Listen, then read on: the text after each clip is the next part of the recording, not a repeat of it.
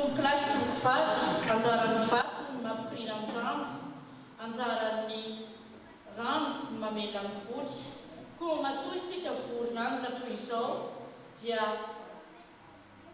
tsy adinoina ihany, dia fantatsika ary tsapatsika fa adiditsika rehetra rehetra no manamboatra avo ny soatoavina malagasy ary manana didy amin'izany sika satria fantatsika fa ilaina ny mahafantatra ny tantara. Tsy ny tantara izao resahantsika eto rehefa avy eo ihany, fa ohatry hoe soatoavina malagasy rehetra toy ny hira sy ny mozika malagasy ary indrindra ny teny malagasy. Izay ihany no ena tombokilasy tombokivavy fa idiroso isika ka toy izao ny fandaminana fandaharam-potoanantsika anio tolakandro. Izany dia tontsika amin'ny tarika namana izay efa hitantsika eto ambony eto ary elanelany ny tolokano isan-karazany.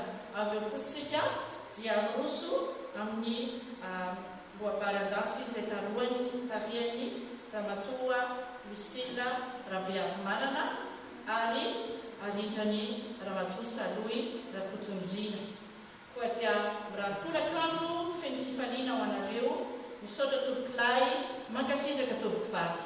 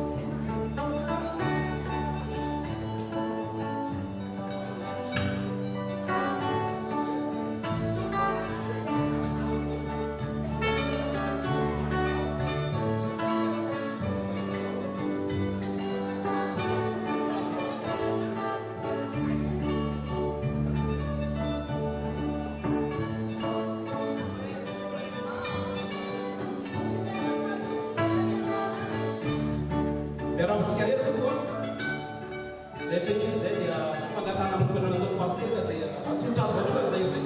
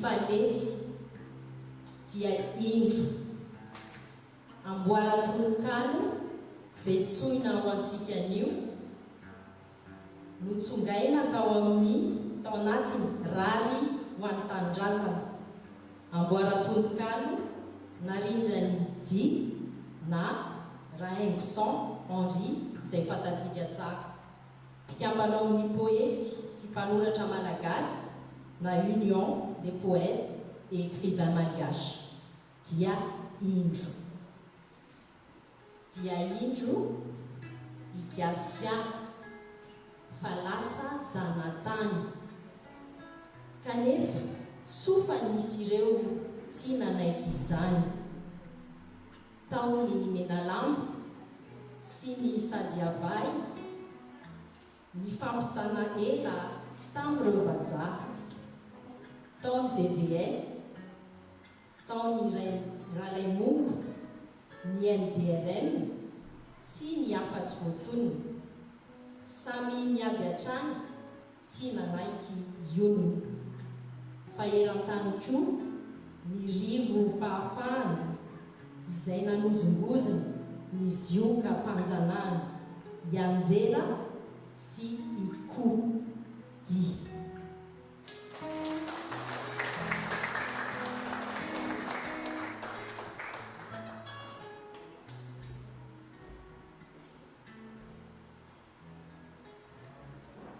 Na dia atelavitra seza atelavitra ty dia mahatsara Madagasikara fo tiry ty dia manambara izany fantatsika rehetra fa dia hoentinay aminareo ndraiky gasika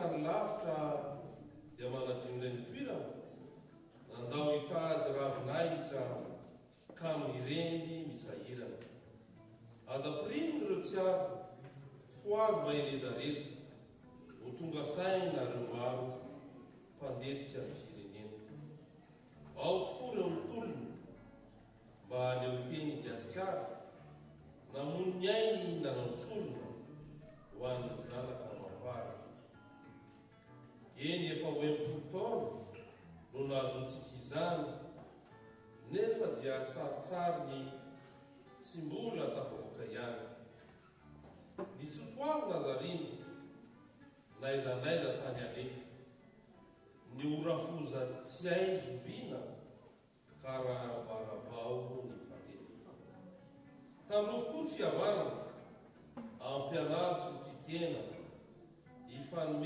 ifanaja ifananometanana reo ankizy ho toteny ny tentsika re rahavana ifikiro apahary ao io ny vaky ifaharana mahagasy anao diavahanao asehoy ilay fitiavana oreny zao tontolo zao eno mbaako tanindrazana manantena izao sy anao dina ravelojona 24 juin 2020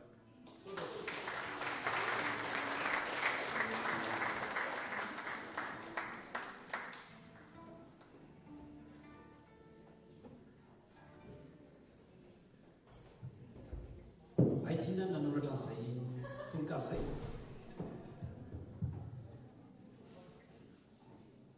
dina nge vinantonao ihany raha tsy diso mihitsy hira manaraka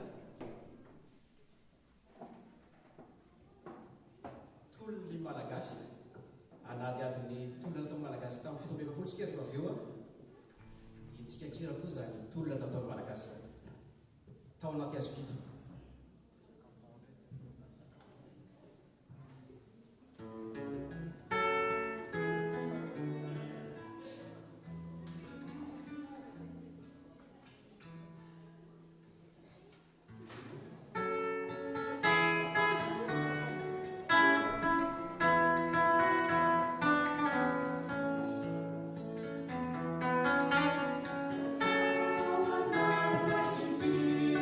Oh,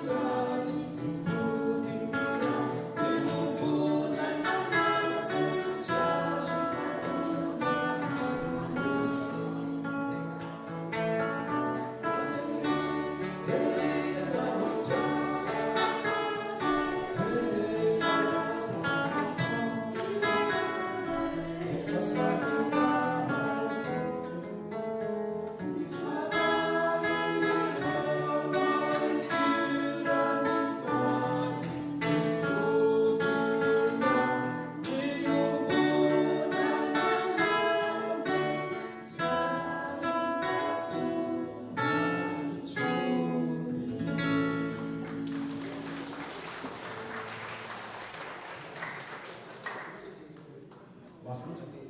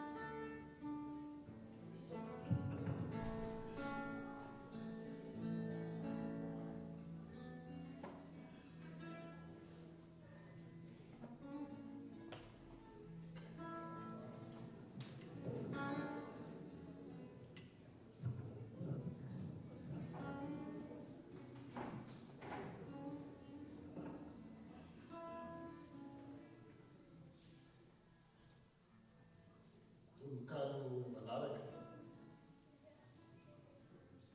andevo andevo andevo malagasy ray no malagasy reny saingyetsinge rehefa manteny mireharery kevi-kasikasy tsy miteny itsony ny teny malagasy ndiram-bozysika midira miangavy fizynganakavy ao atokantrano tsy misy ray miteny malagasy nitsony voazanaky miava atrany anaty fony raha sendra izay mpamangy miteny malagasy izy mianakavy indreo mangasy asa tsy hainy ny mamaly ireo malagasy havany voafatotry ny hafa ny lela sy ny vavany raha miteny gasy izay miresaka aminy raisy mihitsy olona ambaniny ny tenyny vahiny no ataony lazany fa mahamenatra azy izato tenitrazany izay no zava-misy iainantsika etony inona mitoina ahoana sy ahoana hoy ao mamaly rehefa atsoatsy dia honohono sisa ny teny malagasy miandro avy angamba aoka ho teneny sy holazaina tsotra tsy hafenimpenina ny gasy dia andony azy ary tsy holevo ny vahiny andi mitombo ny andevony andevony nosoratany rado raika amin'ny telopolo oktobra 2000 ray avy zay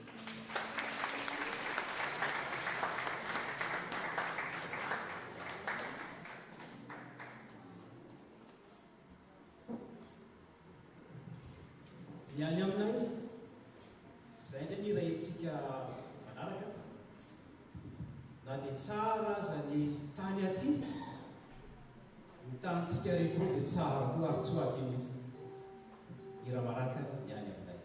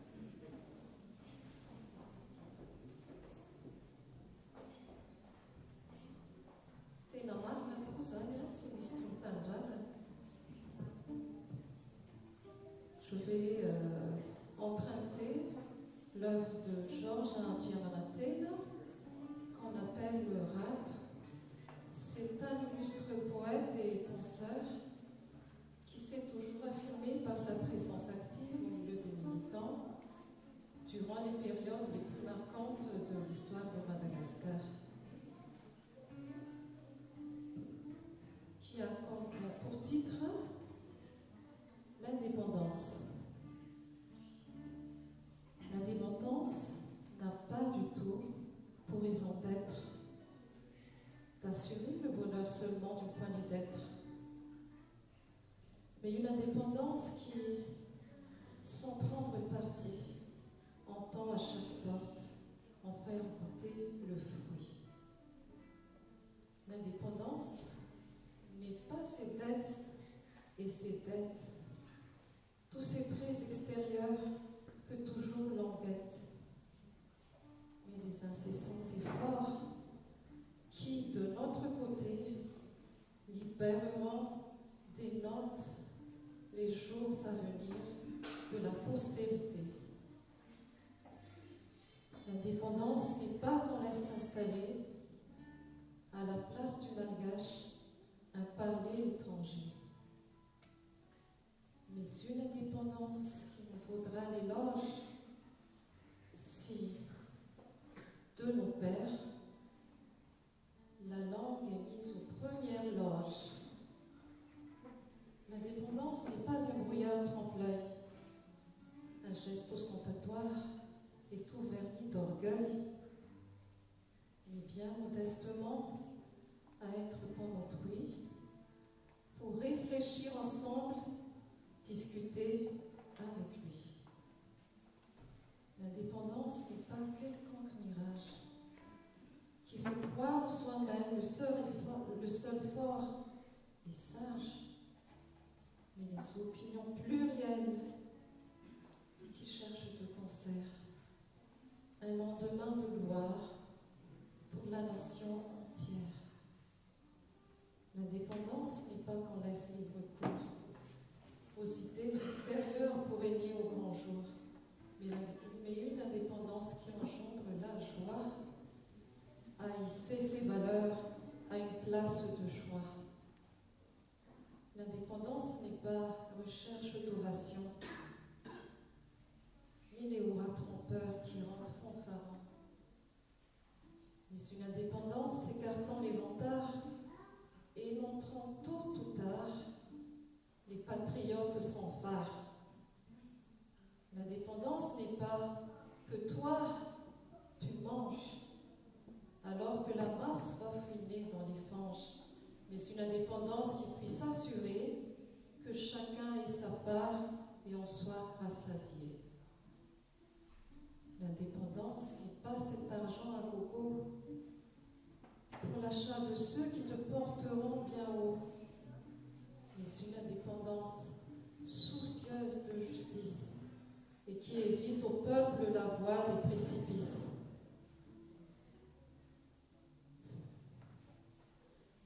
L'indépendance n'est pas ces listes de travaux qui inondent les ondes, bien que beaucoup soient faux, mais une indépendance, langage de vérité, qui parle sans complaisance de la réalité. C'est tout cela, bref, l'indépendance amie, pour laquelle nos pères ont offert leur vie, enduré les prisons et l'exil en leur temps, sacrifié leurs biens et fait don de leur sang. Mais si l'indépendance est, telle qu'on la voit, devenue quelque chose où l'égoïsme est roi, alors, sans crainte, lève-toi, défends la vérité, jusqu'au triomphe final de l'objectif visé. Radou, le 25 juin 1991.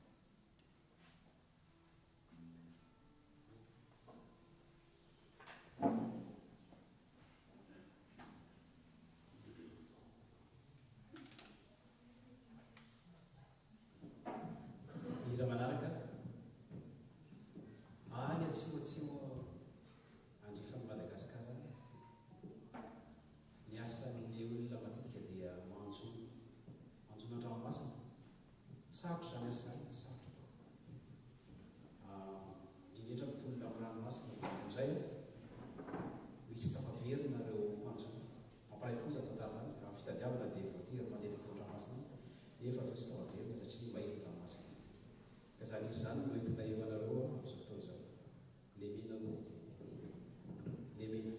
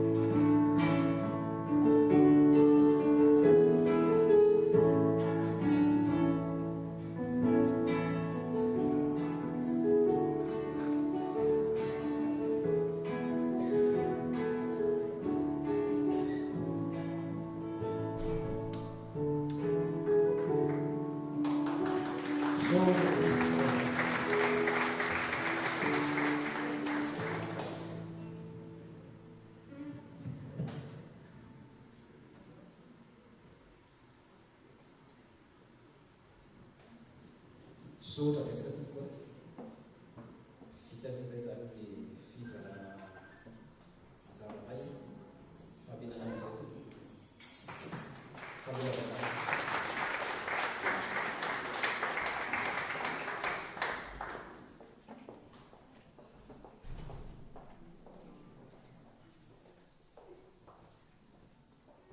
misaotra mankasitraka ny tarika ny namana isika ka dia mariky ny fisaorantsika dia hanao lamako isika fisaorantsika ny zareo lamako avereno atamara mbola iverino ihany zareo ka dia tonga amin'ny roabary andasitsika zay tarian'ny ramatoa Lucille Ravearmanana ary miaraka amin'ny ramatoa efa natisika manosotoko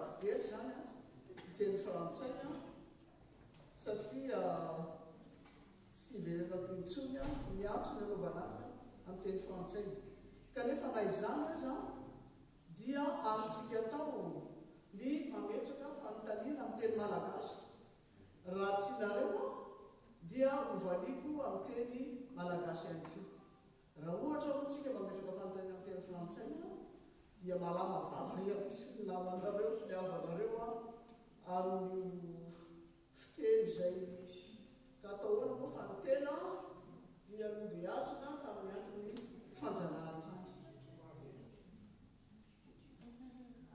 Eny atoko izay hoe na fa dia hivalidela zany miaratsy indrindra iresaka amintsika ny l'insurrection de 1947, les faits, les implications jusqu'à nos jours. Les événements de 1947, j'évoquerai d'abord les événements. Pourquoi? Parce que tout le monde a entendu parler de ces événements de 1947, Taba, c'est-à-dire Taba, c'est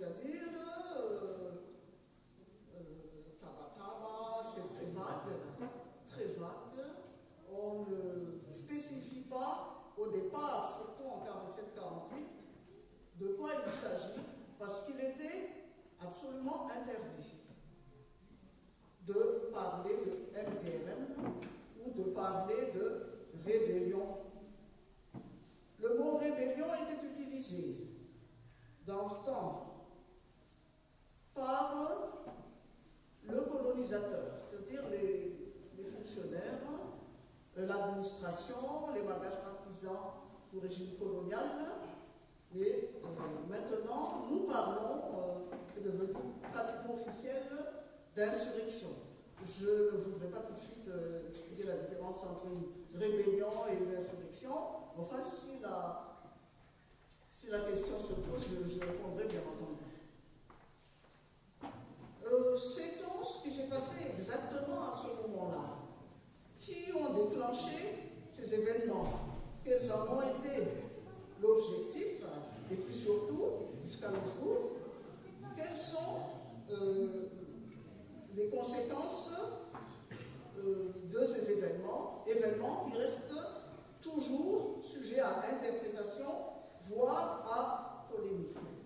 Et comme l'expression d'Alain Ruscio, c'est un passé qui ne passe pas ou qui passe mal, et leurs implications de ces événements sociopolitiques restent présentes 77 ans après les faits. Alors de quoi s'agit-il? Il s'agit d'un soulèvement armé déclenché entre le 29 mars 1947 et novembre 1948 contre le pouvoir colonial pour que Madagascar recouvre sa souveraineté perdue en octobre 1895 et surtout à partir d'août 1896, lorsque Madagascar devient protectorat puis colonie de la France. Les sociétés secrètes Gina et Panama ont été, semble-t-il, du moins d'après la version du colonisateur dès le 1er avril 1947, les sociétés secrètes n'avaient rien à faire dans cette insurrection, mais que c'était le MDRM, le mouvement démocratique de la rénovation malgache, qui en était responsable. Et surtout les trois députés, Dr Joseph Seta, Dr Joseph Ademanzara, Joseph Avouandi et Jacques Ademanzara, les députés malgaches à l'Assemblée nationale française, élus en 1945 puis en 1946, qui auraient été responsables du MDRM, des responsables désignés avant toute enquête. Donc, c'était une rébellion d'après l'administration coloniale française. Pour les hauts responsables du MDRM, par contre, c'était une provocation dont l'auteur était l'administration coloniale qui aurait, je dis bien aurait, utilisé les sociétés secrètes Gina et Panama pour mater le MDRM, mouvement, enfin parti particulièrement populaire dès sa fondation en 1947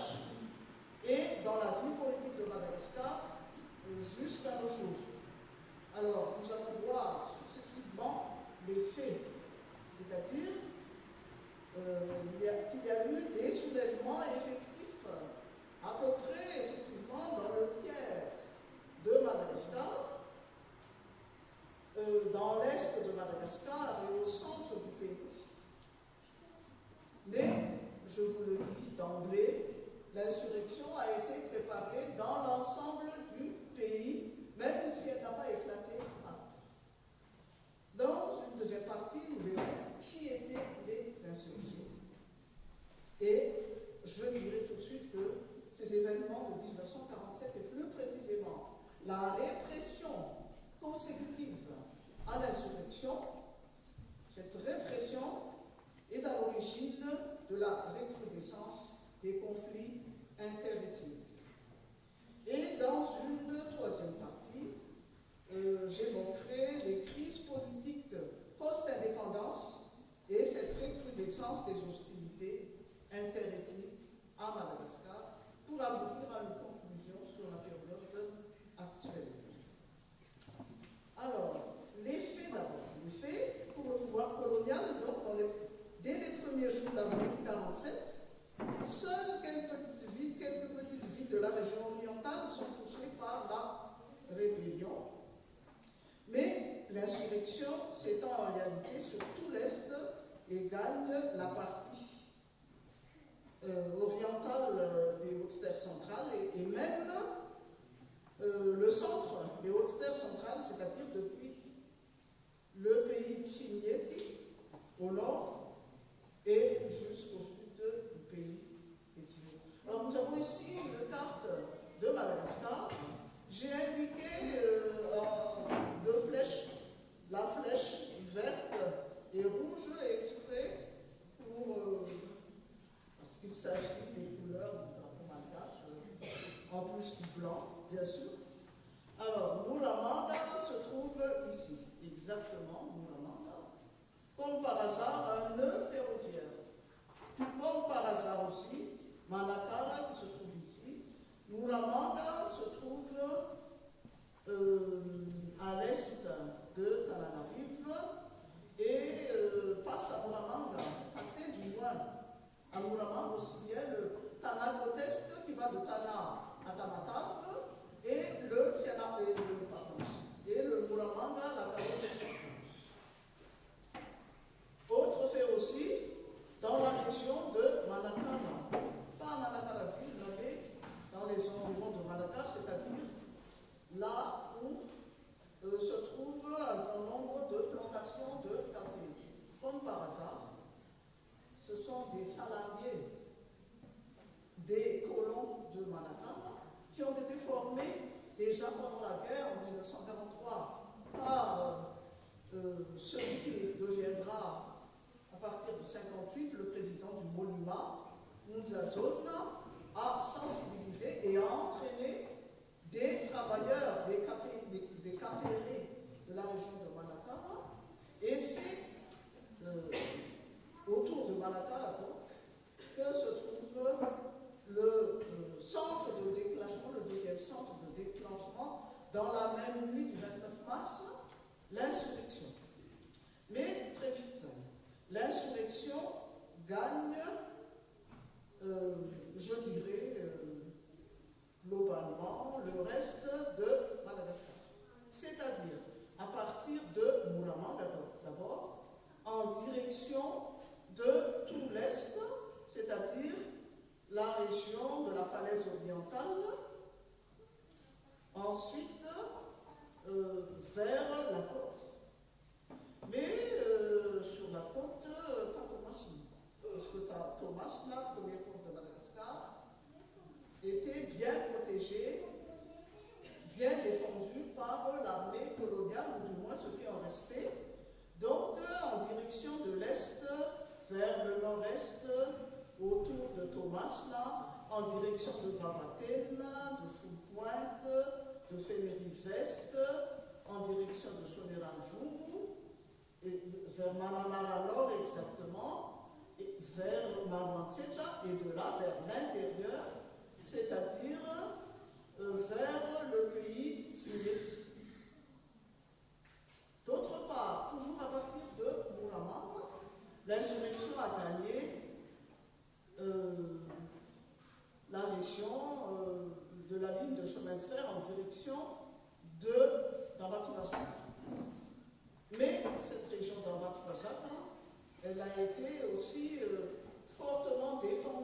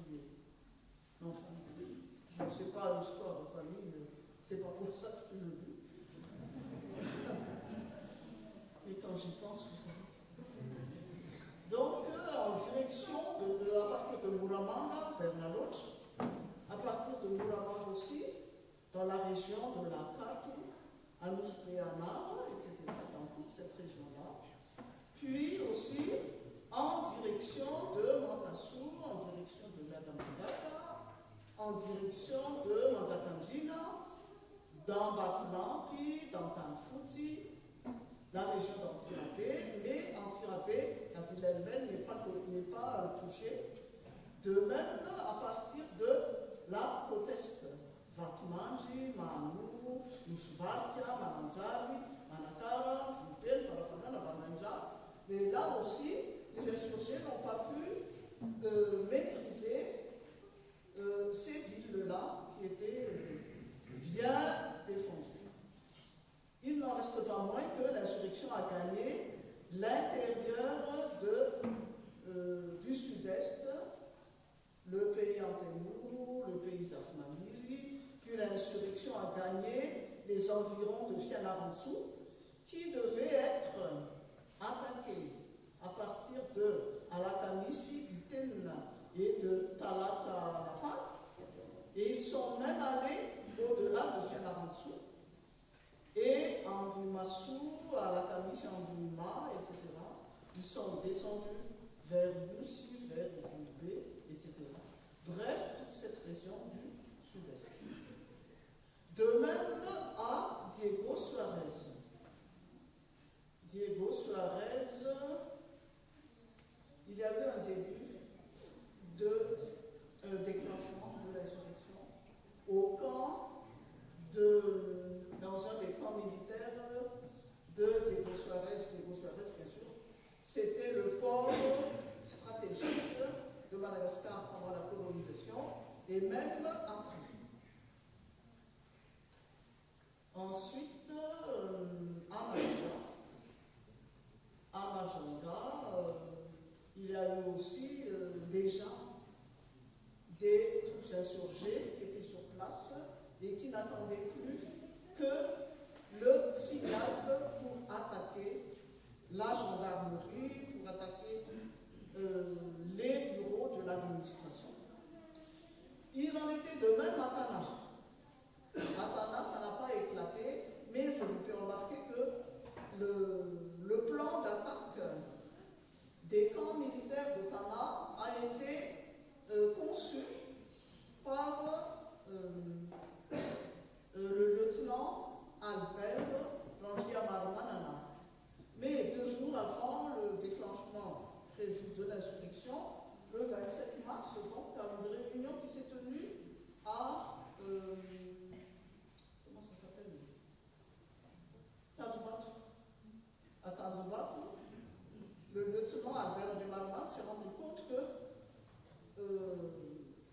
le déclenchement n'était pas bien préparé et que dans ce cas-là, il valait mieux arrêter toute manifestation militaire parce que ce serait vraiment le sang malgache coulerait à flot dans la capitale et il valait mieux arrêter toute tentative de déclencher l'insurrection à Tana. Mais il y avait déjà des gens qui étaient prêts à attaquer aussi bien Betubulu qu'à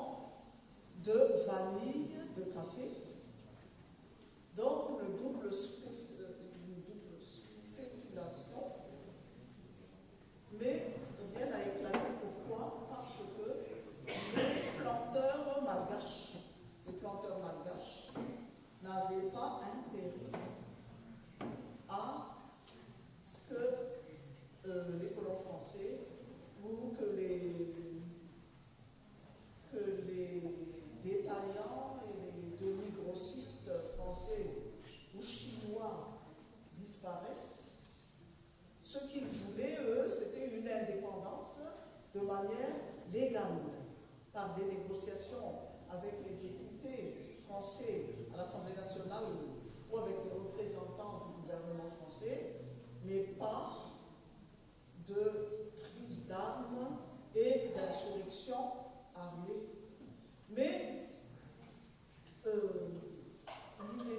il est évident que cette aspiration à l'indépendance a gagné, je sais pas, 95% des Malgaches. Et cette soif d'indépendance, elle date non pas de 47 ni de 45, mais du lendemain de la conquête coloniale. Du lendemain de la conquête coloniale. Mais les nationalistes attendaient leur heure. Et leur heure, c'était au lendemain de la Seconde Guerre mondiale, lorsque cette soif d'indépendance a gagné non seulement Madagascar, mais aussi les colonies, les possessions britanniques d'Asie. Et dans une certaine mesure, des pays d'Afrique comme le Cameroun, ou la Guinée, ou la Côte d'Ivoire, ou le Sénégal. Et je voudrais insister aussi sur le fait que l'insurrection gagne du terrain entre fin mars 1947 et août 1947, c'est-à-dire lorsque le colonisateur a été surpris de constater que le Malgache, en apparence pacifique, était capable de s'organiser pour s'insurger, les armes à la main, contre l'occupant, contre le colonisateur. Seulement, si une partie des troupes coloniales françaises stationnées à Madagascar pendant la Seconde Guerre mondiale étaient donc là encore en 1945, en 1946, des troupes coloniales françaises ont dû embarquer vers l'Indochine, ou au Kinine, et le général Giap avait déclenché la lutte de libération nationale en Indochine. Et donc, entre mars et août 1947, on assiste à une avancée sans problème des troupes insurgées dans les régions dont nous venons de parler. Seulement, dans la première quinzaine du mois d'août 1947, arrivent d'autres troupes coloniales, arrivent les fameux Sénégal. Car les Sénégalais, ce n'était pas uniquement des Sénégalais, c'était des troupes coloniales venant du Mali, de la Guinée, bref, de l'Afrique occidentale française et de l'Afrique équatoriale française, AOF et AIF, et aussi venant du Maroc, de la Tunisie essentiellement. Et alors là, à partir de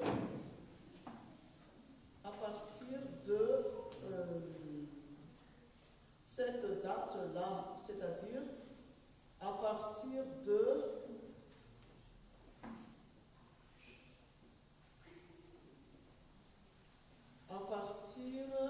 septembre 1947, on assiste à un recul progressif des insurgés et en novembre 1948, l'état-major de l'armée coloniale française déclare l'insurrection complètement matée et il pense à ce moment-là que je ne fais pas du tout les slides. Je parle. Vous m'excuserez.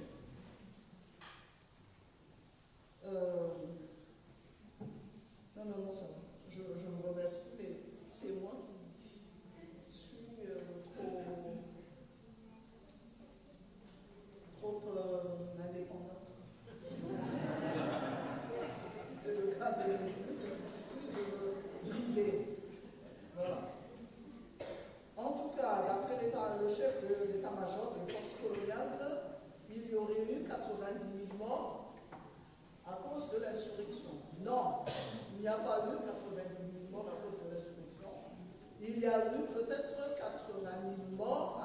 de la répression consécutive à l'insurrection. C'est-à-dire que l'insurrection a revêtu trois aspects. Répression politique, dissolution du MDRL et des deux sociétés secrètes en mai 1947, rétablissement de la censure, comme avant la Seconde Guerre, avant 1936 et pendant la Seconde Guerre mondiale, plus aucune liberté démocratique à Madagascar à partir de 1947. Les élus MDRL au Conseil provincial ont été soit tués lors de la répression, soit arrêtés et emprisonnés. Ensuite, une répression judiciaire. Il n'y a pas eu que le fameux procès avec un grand P de juillet à octobre 1948, où ont été jugés les principaux responsables ou les principaux dirigeants du MDRM, pas responsables du tout. Et surtout, il y a eu la répression militaire. La répression militaire, et dans cette répression militaire,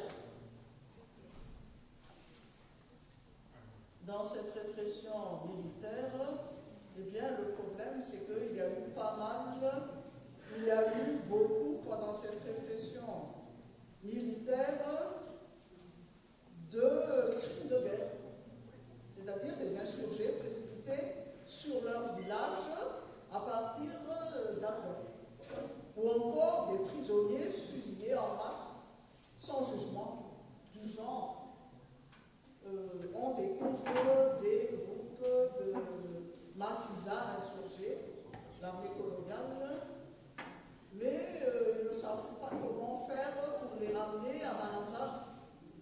Comment faire? On ne peut pas les faire marcher à pied jusqu'à Mananzar, ils auront le temps et plusieurs occasions de s'enfuir. Alors qu'est-ce qu'on fait? On va tous les fusiller, tout simplement. Et alors à l'époque, en 47-48, la presse française et notamment Le Monde de l'Humanité ont dénoncé ces crimes de guerre. De même, Pierre Boiteau, vous en avez entendu parler peut-être, de Pierre Boiteau, a évoqué ces différents crimes de guerre, démentis officiellement à l'époque par l'administration coloniale. Mais lorsque les archives ont été ouvertes à Aix-en-Provence à partir de 1997-98, eh bien, nous nous sommes rendus compte que ces crimes de guerre ont bien bel et bien été perpétrés par l'armée coloniale française. Et il y a eu donc cette répression sanglante et multiforme de l'insurrection de 1947. Des villages incendiés, des massacres, pas seulement d'insurgés, mais de simples populations malgaches de l'Est ou du centre de Madagascar, de la région de Mankassou, de Niadamanzak, de Merkanzak, de Niadamandine, etc. Et, or, le recensement de 1951 parle de 10 000 morts seulement. Ce n'est pas possible. C'est nettement plus que ça, même si le chiffre de 90 000 morts était prononcé officiellement dès novembre 1948 pour faire peur aux Malgaches. L'objectif est de dire attention, 90 000 morts en 47-48, recommencez. Vous allez voir. De maintenant prononcer le mot MDRM ou MDRM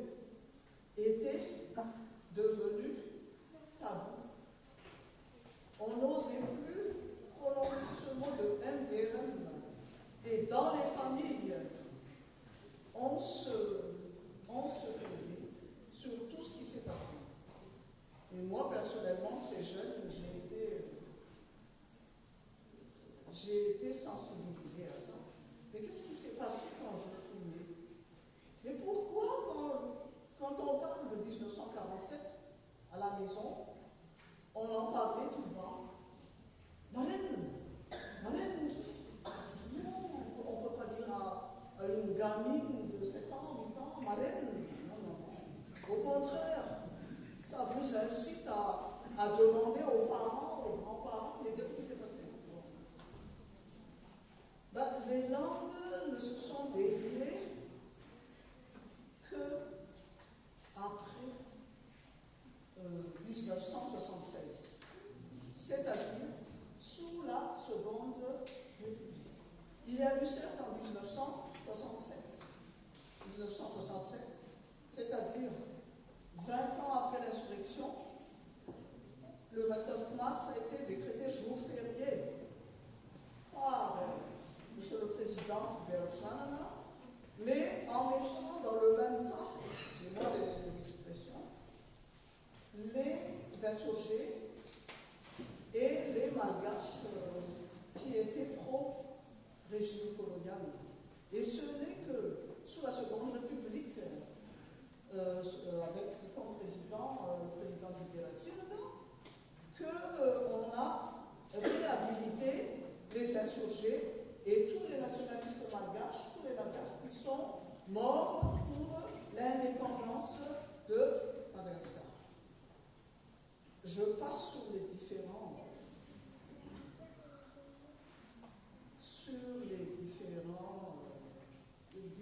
péripéties de tout cela.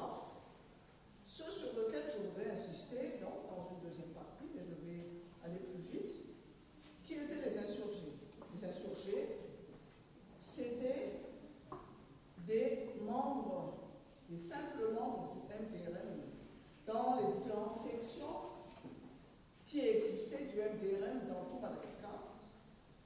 C'était de simples paysans et qui, parfois ou souvent, étaient encadrés par d'anciens militaires malgaches qui ont fait la Seconde Guerre mondiale et qui ont défendu donc la France contre l'envahisseur allemand et qui voulaient cette fois-ci avoir l'indépendance de leur pays contre le colonisateur français.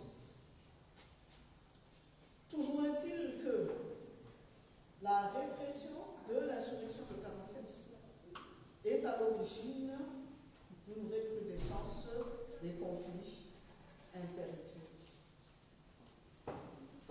Les organisateurs, d'abord, les recherches actuelles depuis la thèse de Jacques Tronchon en 1974, et surtout lorsque les archives ont été ouvertes à Aix-en-Provence et à Vincennes, les archives militaires du fort de Vincennes.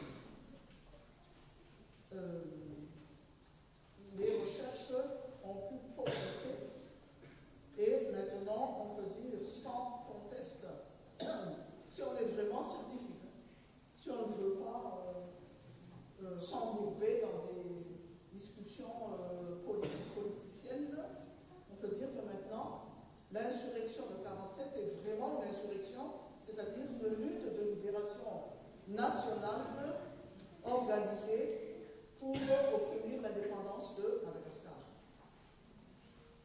Bien sûr, dans tout mouvement politique, et pas seulement à Madagascar, il y a une gauche, bien sûr, un échiquier politique avec une gauche, mais une gauche modérée, et puis une extrême gauche. Voilà. À Madagascar, il y avait des nationalistes légalistes, des nationalistes, de vrais nationalistes, comme les députés, les 3 députés d'avant, et puis, il y a une extrême gauche nationaliste qui pensait que l'indépendance, la France ne pouvait pas accorder l'indépendance comme ça. Il fallait mener une lutte de libération nationale, comme c'était le cas en Indochine, pour obtenir l'indépendance. Et d'ailleurs, il y a déjà eu des recherches sur l'écho de la lutte de libération nationale d'Indochine sur les nationalistes malgaches. Je ne vais pas en parler, enfin, je ne m'étends pas là-dessus. Non. Toujours est-il que c'est cette aile d'extrême gauche du nationalisme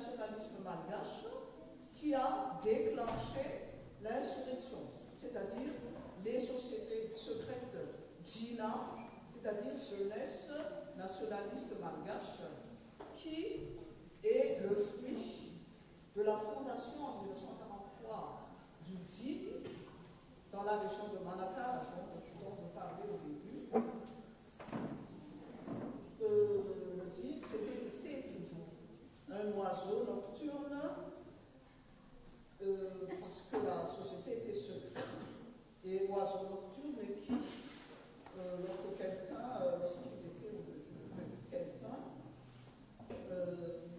je sais pas, les herbes et les plantes prenaient feu, et donc les gens étaient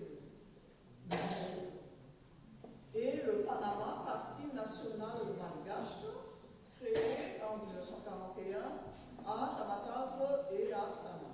Alors, le Panama et le Gina,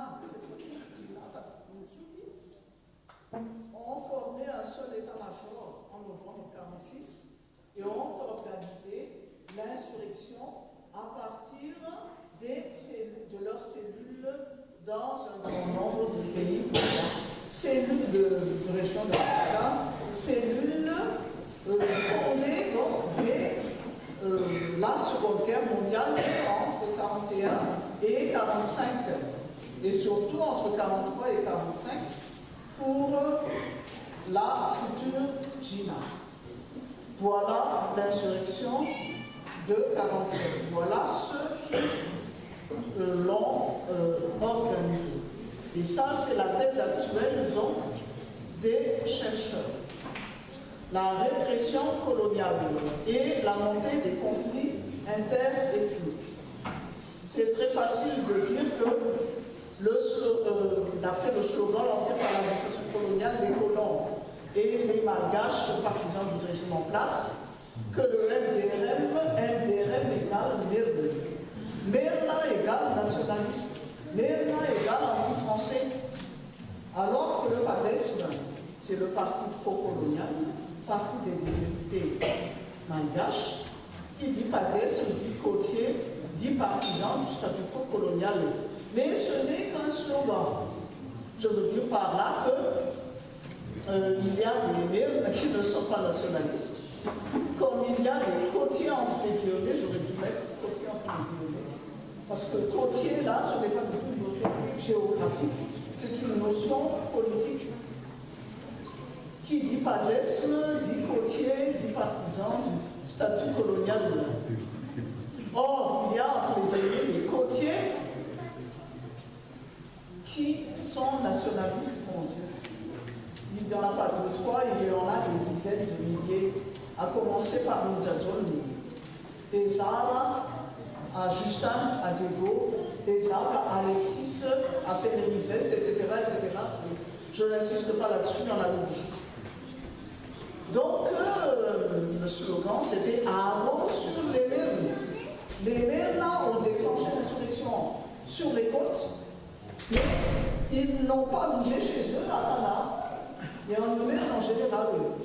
Donc, les Mernes rentrez chez vous, rentrez à Tana.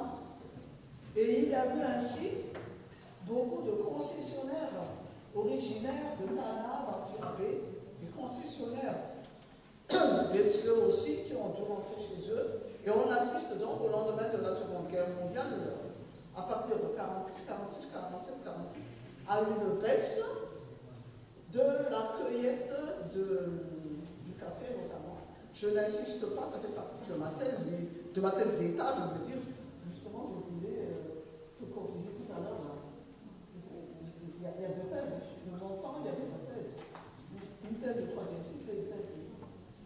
Et dans ma thèse d'État, justement, je parle de ce recul de la caféiculture en milieu malgache, parce que ces concessionnaires Merna, on leur a dit rentrer chez vous en milieu. Et puis, la lisiculture irriguée aussi, la lisiculture irriguée sur la côte est, que ce soit dans les régions de Féminifest, de Foulpoint, etc., ou bien encore dans le sud-est de Manasa, Manaka, Fort Carlo, etc. La lisiculture irriguée, c'est des berges et des bétiaux. Parce que les populations autochtones avaient plutôt l'habitude de pratiquer la lisiculture itinérante sur l'île. Ou Marseille, numéro 26, Ou Malchérie,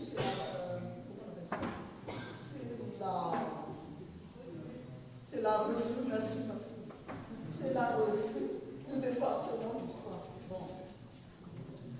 Donc, en réalité, le nationalisme malgache, ce n'est pas une question d'éthique.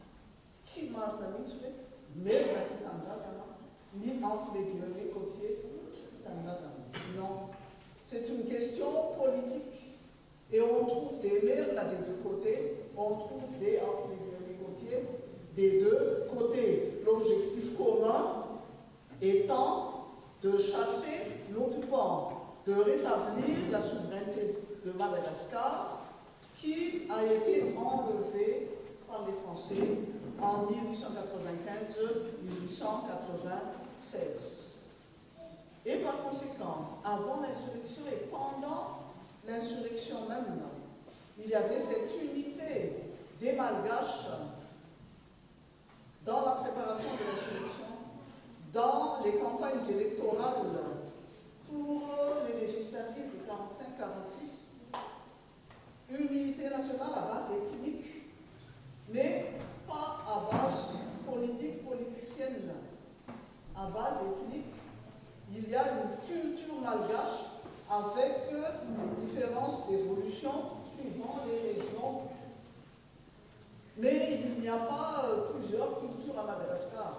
Il n'y a qu'une seule culture. On peut entrer dans ce genre de discussion, mais pas aujourd'hui, sûrement pas, on aura pas le temps. En tout cas, la répression consécutive à l'insurrection entraîne une... comment on appelle ça, entraîne une recrudescence des luttes interethniques. Une recrudescence des luttes interethniques. C'est-à-dire, on a poussé les Malgaches, du moins sur les côtes, à dire attention,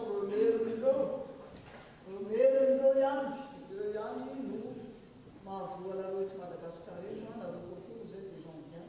Ces Mirnala, attention, au 19e, ils vous ont exploité, ils vous ont dominé, attention.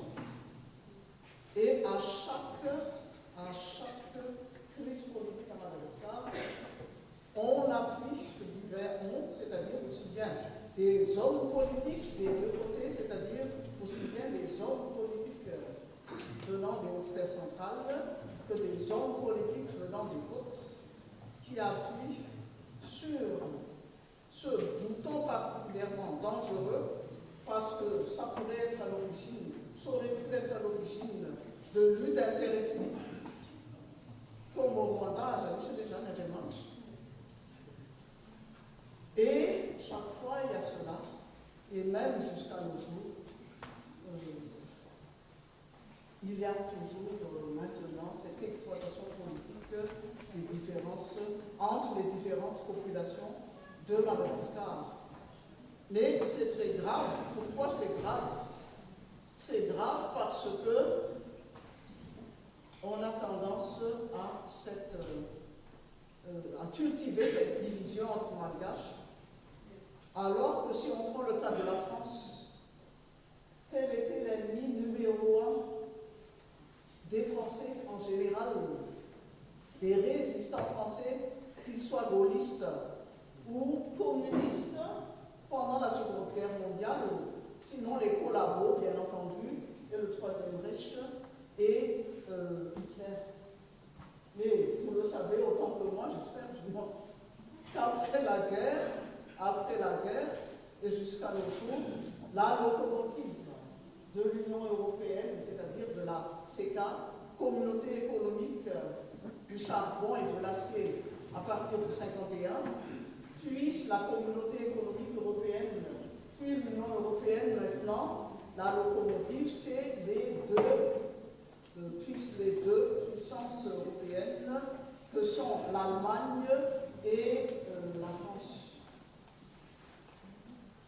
Est-ce que nous, Malgaches, nous ne sommes pas capables de dépasser des division, je ne dis pas cultivée, mais attisée pendant l'insurrection de 47, pour qu'à chaque crise politique, on parle de Weinberg avant Tuléa, Weinberg avant Thomas, des aveux les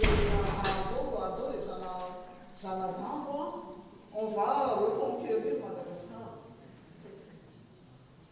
C'est ça le problème et le danger à Madagascar.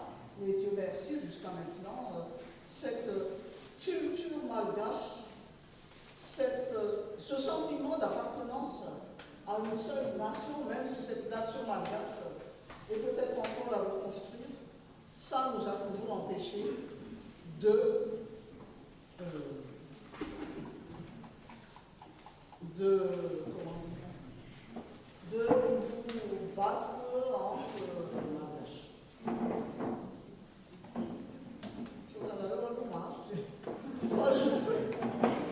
J'en arrive à la conclusion. 1947, maintenant, il y a eu incontestablement avancé des connaissances sur les faits. Les langues se sont déliées depuis la Seconde République. Les enquêtes orales ont été organisées depuis cette Seconde République et nous avons aussi eu l'occasion nous, c'est-à-dire nous chercheurs malgaches, avec nos collègues français de l'Université Paris, notamment, il y a eu le projet Campus financé par le ministère des Affaires étrangères qui nous ont permis d'avancer dans l'exploitation des archives d'Aix-en-Provence, les archives de l'administration coloniale, donc, à Aix-en-Provence, pas loin de la faculté des lettres, de la faculté de droit, rue Moulin de Testin, et puis les archives militaires au château de Vincennes. Et par conséquent, on connaît mieux les faits. Mais les préjugés et les slogans ethnicistes sont volontairement ressortis par les hommes politiques à chaque crise, avec des références à ceux de la répression consécutive à 1947. Et alors maintenant, 47, à tout bout de champ, on parle de 47, sans que l'on sache, sans que l'on dise exactement ce qui s'est passé, mais on veut utiliser seulement les insurgés ou ceux qui ont réprimé l'insurrection de 47 comme un épouvantail. Mais c'est ça le problème, moi. Cette politique de division ethnique entretenue par certains hommes politiques, je dis bien certains hommes politiques, empêche Madagascar d'aller de l'avant à envisager pour les Malgaches un avenir commun. Et la formation des régions en 1994, par exemple, à l'exemple de ce qu'a fait le président Mitterrand ici en France, on a créé des régions, 22 régions, qui ont remplacé les fartans, les provinces et les fartats. Et ça renforce les divisions entre Malgaches au détriment de l'unité nationale et contre le développement. Pourquoi? Parce que dans une région divisée, les 24 millions de Malgaches, mal répartis dans l'île entre 24 régions, ça ne forme pas une masse critique suffisante pour développer un pays. Mais là, je reste sur le plan purement scientifique, je n'entre pas dans les considérations politiques et encore moins politiciennes. J'espère, mesdames et messieurs, que par ce que j'ai pu vous débiter pendant, je ne sais plus, je ne vais pas vous garder. J'ai pu faire avancer vos connaissances sur l'insurrection de 47 et les conséquences jusqu'à nos jours. Je vous remercie de votre patience.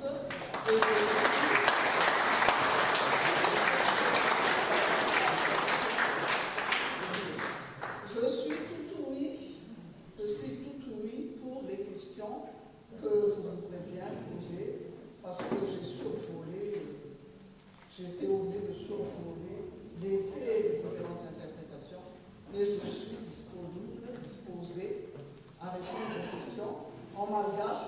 français, en acclamation à la roue Fantalina, en français ou en malgache. Mesdames et messieurs, je vous remercie.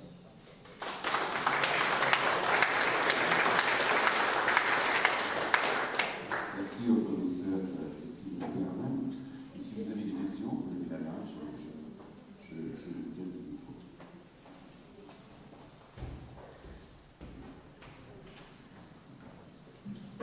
Délier un peu nos places. D'abord, on va réapplaudir notre Guillaume Montagnier. Au cours de cette présentation, pour ma part, je me suis retrouvée sur le banc de l'école. Le 29 mars 47 était pour moi juste MDRM, Mourama, point. Mais à travers l'exposé de notre professeur, j'ai pu tout d'abord voir que, comme Franck Dieu m'a dit, l'histoire, c'est un conte de faits. À travers les faits, le professeur a démontré tout d'abord des concepts différents. Rébellion pour les colonisateurs par opposition à insurrection pour nous, les Malgaches. Et j'ai un peu rigolé quand même avec les petits quand ils ont demandé insurrection, c'est quoi? C'est la résurrection? Mais finalement, quand j'ai écouté le professeur, il a raison dans un sens où il y avait 200 versets pour redonner l'unité nationale. Alors, nous vous demandons de bien vouloir partager comme moi vos avis, observations et surtout questions qu'on va prendre 5 par 5, si vous le voulez bien, monsieur et madame le professeur. Alors, si vous voulez poser des questions, vous avez la parole.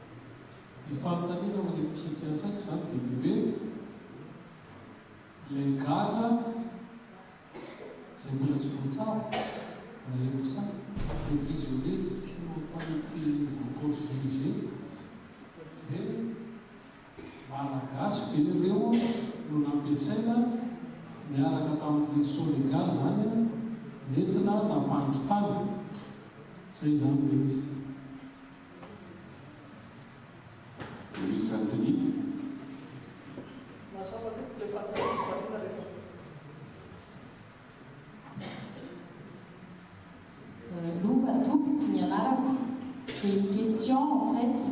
J'aimerais savoir les moyens utilisés par les insurgés à l'époque où il n'y avait ni moyens de communication, ni en fait les moyens étaient misérables. Ils ont dû quand même se mobiliser. par soif de liberté. Donc, est-ce que c'est juste cette soif de liberté qui les a motivés et quels sont les moyens utilisés? Merci. Vous l'avez synthétisé. Aïs, qu'est-ce que c'est? Bakuli.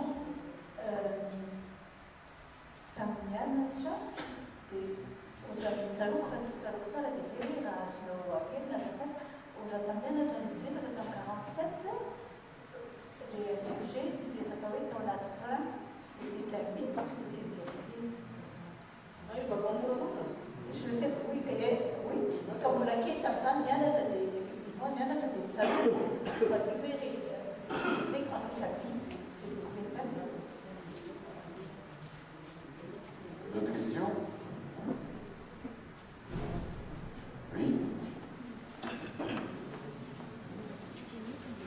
Di tokotoko ianao ty miadamanjaka ty ka tiako mahafantatra kely hoe inona le ifandraisan'ny miadamanjaka amin'le raha ty misakotoko.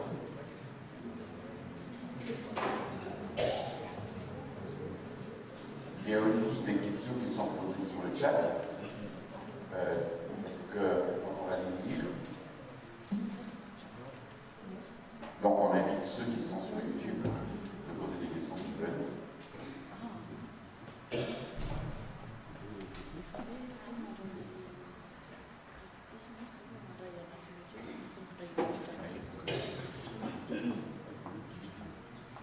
Donc, c'est pas comme ça, là, c'est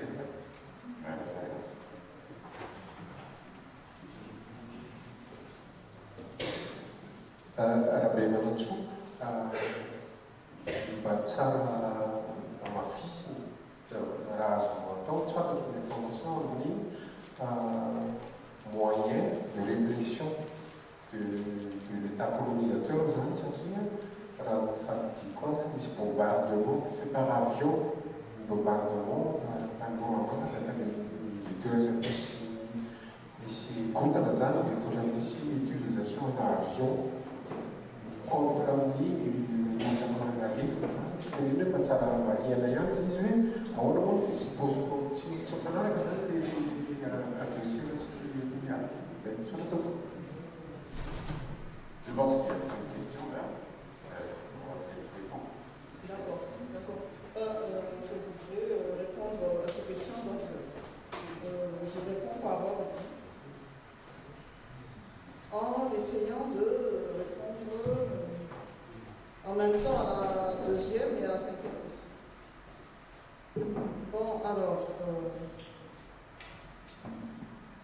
Isa, dans la scène, la Falactera, ni c'est pas fan, je traduirai en français.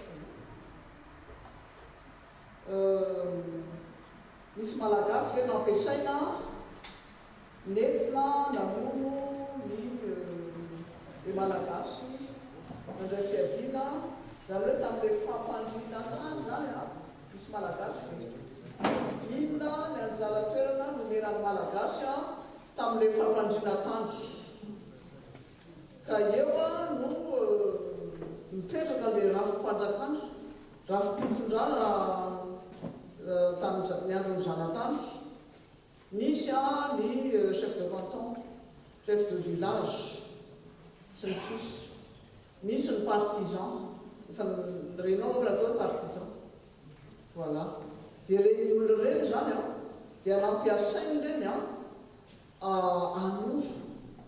anoro le malagasy hoe izy nandray fiadiana anoro ihany koa malagasy a zay mpitiavana ao amin'ny NDRM na dia tamin'ny toerana tsy misy nininona azy fa tamin'ireny fotoan'ireny a rehefa NDRM dia nosamborona ohatra zao a tamin'ny Tatimerina tany Ambotrimanjaka ohatra na tamin'ny faritra Livolomano iny na tany Ambobary Sambaina tsy misy a fa ny manana akory ny insurrection dia nefa naturturtureny le partisan reky hoe iamina lohan'dereny ka afaka mitorotoroka mifanorotoroka fotsiny aho na dia tsy nanina raha le olona fa masosotra azy dia lazainy fa iamina am'dereny masambozy dia voasambozy izay le olana dia misy ihany koa taranaka malagasy hatramin'ny 570 nefa niaraka tamin'ny frantsay dia mizanany taranany rehetrarehetra asata miaraka amin'ny frantsay ilanorona ampadesy matany amin'ny faritra tsinanana dia mbola anisan'le malagasy na niaraka tamin'ny frantsay nanapika le tolom-panafana zay le izy fa zay indrindra matsy tsy dia atokisan'le tafika frantsay loatra le miaramila malagasy tsy dia atokisana loatra dia natsona le tirailleur sénégalais zay Sénégal any akory le izy fa misy malien be deabe ny malien tamin'ireny fotoana ndraiky zay tsy atao hoe malien ny anarany tamin'ny français fa hoe soudanais dia misy ihany koa marocanina misy ihany koa ny tunisianina betsaka tamin'izy ireny zay asa raha navalo fanontaniana manarak'izay inona en français quels étaient les moyens utilisés par les insurgés ou quels étaient par là même les moyens utilisés par la répression coloniale. Alors les moyens des insurgés, d'un côté je vous avais dit tout à l'heure qu'il y avait d'anciens soldats malgaches qui ont participé à la Seconde Guerre mondiale. Il y a une thèse de l'un de mes anciens étudiants qui a soutenu une thèse là-dessus il y a quelques années déjà. Et c'était clair, un certain nombre de soldats malgaches de la Seconde Guerre mondiale n'ont pas rendu leurs armes, et non seulement ils ont utilisé leurs armes, mais en même temps ils ont formé les insurgés, premièrement. Deuxièmement, il y a des soldats qui n'ont jamais participé à la Seconde Guerre mondiale, qui sont restés à Madagascar, mais qui sont passés de l'autre côté de la barrière.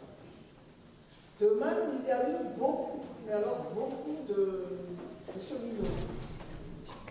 Ce n'est pas par hasard que les deux lignes de chemin de fer, Tana, Kotest, Mourama, Kalakaloch et Senamotsu-Kotest ont été utilisés par les insurgés. C'est-à-dire qu'il y a eu les insurgés ont notamment fait sauter des rails. Et je crois qu'il y a une photo qui a circulé pas mal de ce wagon qui est tombé dans le ravin à Manjak, saboté par les insurgents. Voilà. Mais c'est rien par rapport à la réflexion, mon Dieu. C'est rien. C'est rien aussi bien qualitativement que quantitativement. Voilà. Quant aux forces armées coloniales, bien entendu, avec des soldats, ils ne sont pas venus avec leur bravoure seulement et les mains vides. Il y a eu des bombardements sur les villages, il y a eu des avions militaires qui ont bombardé, et là, je le reconnais, c'est mon alter ego français qui a surtout fait des archives militaires de Jean-Frédéric Gaxi, qui a fait des archives militaires à Vincennes, moi, même si c'est seulement à travers les JMO, Journal des manœuvres et opérations. JMO, vous m'avez dit, il y a des liens là-dessus, mais j'étais mieux dans les archives civiles à Aix. D'autant plus que je connaissais les gens chez qui j'habitais à Aix. Pour les archives civiles. Mais je vous vous invite à lire les articles soit de la revue Marcelli du département d'histoire ou la revue, comment ça s'appelle déjà? Il y a une revue à Cana d'abord, puis ensuite à la Réunion, où Jean-Philippe Bercy a justement séparé les différents événements avec l'armement colonial pour la répression. Et alors, si là, c'est comme ça, ça va les faire.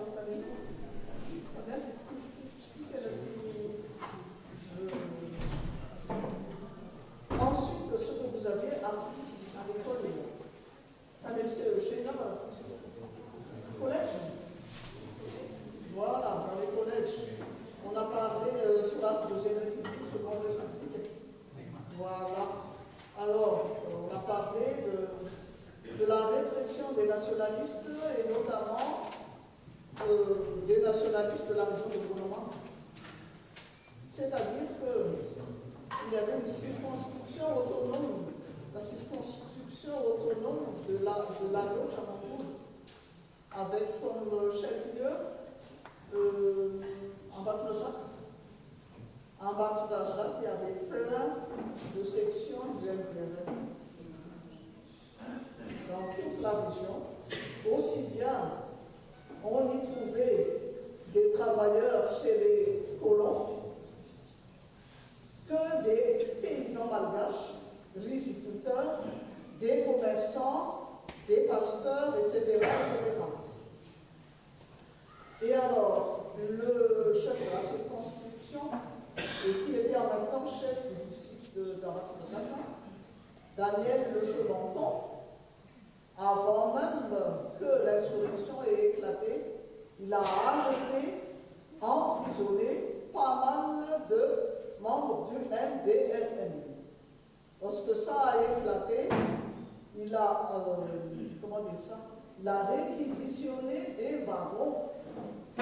Et des wagons, non pas des wagons pour voyageurs, mais des wagons à bestiaux. Ils ont entassé là-dedans des membres du MDRN de la région de la Loche, j'avais dit, pas seulement de la ville d'Ambattarajac, mais de tout la Loche. Et la référence, de Napinaoul, la Ténédala, Napinaoul, la Ténédala, de Navewa, Natjana, Tewa Muraman, des gens qui disent la vativée, la Jana, d'accord. On les a enfermés dans ces wagons à bestiaux. Nous sommes au mois d'avril, c'est-à-dire il fait encore chaud. On enferme dans des wagons à bestiaux des gens vraiment entassés les uns sur les autres. Et puis arrivé à Mouraman, qu'est-ce qu'on a fait? Ben, on a mitraillé les wagons. C'est les wagons Mouraman. Quand les wagons Mouraman, ça ne s'est pas passé le 29 mars, ça s'est passé plus tard, début mai 47. C'est les c'est dans les archives, mais dès qu'il y a eu l'amnistie des condamnés en 56, et lorsque les langues se sont déliées à partir de la Seconde République, eh bien, il y a eu un certain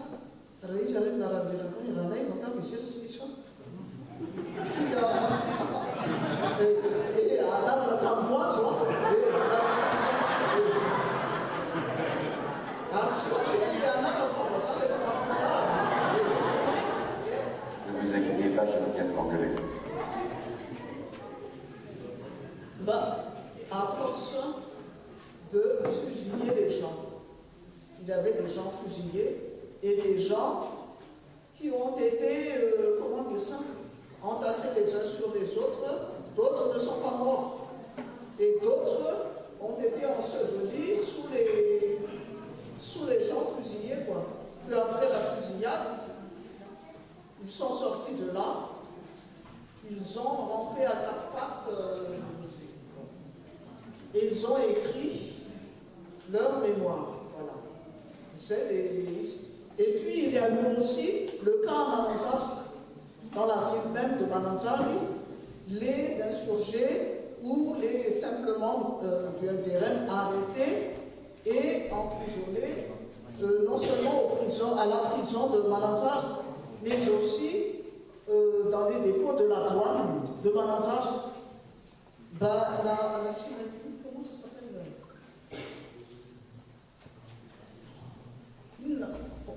On va dire ça, dans des fois, ça n'a aucun but avant de t'affronter. Que là, tu sais que Francisco avant de t'affronter, on va dire. Et nous avons tous les prisonniers qui ont mis des pots de la douane de Mananzari. Voilà. Une amitié, la mère d'Amanzaka en 1947. Mais ce que la mère d'Amanzaka, c'est hein. Mère d'Amanzaka, c'est la région de Mantassou. C'est la région de Mantassou. Et on parvenait à Mantassou à partir de la région de Mouramanga, de la carte d'Arouspéana, non pas en passant par le chemin de fer ou par la route, mais par Mons et par Vaud. Et Yadamanzaka, c'était non seulement il y avait non seulement des insurgés, mais encore des sections du MDRM. Et par conséquent, ils ont pris les armes, poussés physiquement aussi, mais aussi sensibilisés par les gens qui venaient de Mouramanga. Et il y a eu une répression, réprimée, et puis les gens qui étaient des délateurs et qui étaient de Miadamanzaka aussi. Mais il y a eu des gens emprisonnés à Miadamanzaka, à Miadamanjine, à toute cette région-là. Voilà. Ensuite, bon, voilà, j'ai répondu aux questions. Nafalatsika tsara ny fanontaniana dia andaondratsika indroso amin'ireo olona manaraka antsika ao amin'ny tambazotra-tserasera afaka vakina hoe question voalohany ao amin'ny YouTube. Du coup, la question, c'est une insurrection non plus contre l'ancienne puissance coloniale ou d'autres étrangers, mais contre les responsables malagasy de l'état actuel du pays. Est-elle envisageable? Je réponds tout de suite, c'est hors sujet, désolé. Question en Facebook avec Yama Aida. Facebook a spajna very lastany fikaroana misy commentaire koa amin'ny Azamao 18 misaotra indrindra fa zay vao azoko ny resaka olana Merina Côtier hatramin'izay. Ari, une dernière question de monsieur Rabé Adjiataïri. Qu'en est-elle de la valeur de cette lutte insurrectionnelle telle que celle des Benana et celle de 1947, étant qu'actuellement le pays est gouverné par des gens de nationalité colonisatrice? Oh. Bon, non, je vais répondre. Donc, la bibliographie sur l'insurrection de 47. Alors, effectivement, j'ai préparé un certain nombre de titres pêle-mêle. D'abord, l'ouvrage de Jacques Tranchant. Jacques Tranchant, sa thèse de 3e cycle intitulée L'insurrection malgache de 1947, paru à Paris en 1974. Deuxième édition, Paris, Fianarantsoa, Cartala et l'édition de Fianarantsoa en 1986, 350 pages. Jacques Tranchant, Jean-Gé. Ensuite, il y a la thèse sur le padisme. Padisme et lutte politique à Madagascar de la fin de la Deuxième Guerre mondiale à la naissance du PSD. Paris, Cartala, 1997, 451 pages, de Jean Roland, Rangiamar, 15 alors c'est plus jeune. Ensuite, Denis Alexandre Lagnier, il a fait son mémoire de maîtrise sur le MDRN. Depuis ce mémoire de maîtrise, à l'époque, c'est-à-dire, vous m'avez dit, 2005, 2006, je n'ai pas dans les mémoires de maîtrise. Ça fait 150 pages. Un mémoire de maîtrise. Et ça a été publié par l'Armatan il y a 2 ans à peu près, financé par un homme politique malgache. Denis Alexandre, donc sur le MDRN, paru à l'Armatan il y a 2 ans, c'est-à-dire en 2022.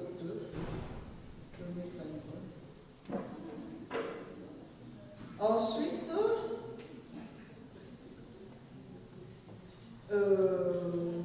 d'autres ouvrages, un ouvrage collectif qui est le résultat de ce projet campus dont je vous ai parlé, co-dirigé par Lucie Berman, Jean-Frédéric Gatti, Célestin Azafoué, l'insurrection de 1947 et la décolonisation à Madagascar à travers les régions et là où il ne s'est rien passé. Alors ça, c'est l'université d'Antananarivo, donc, et le centre d'études des mondes africains, le CEMAF, à Paris 1, et c'est paru en 2007.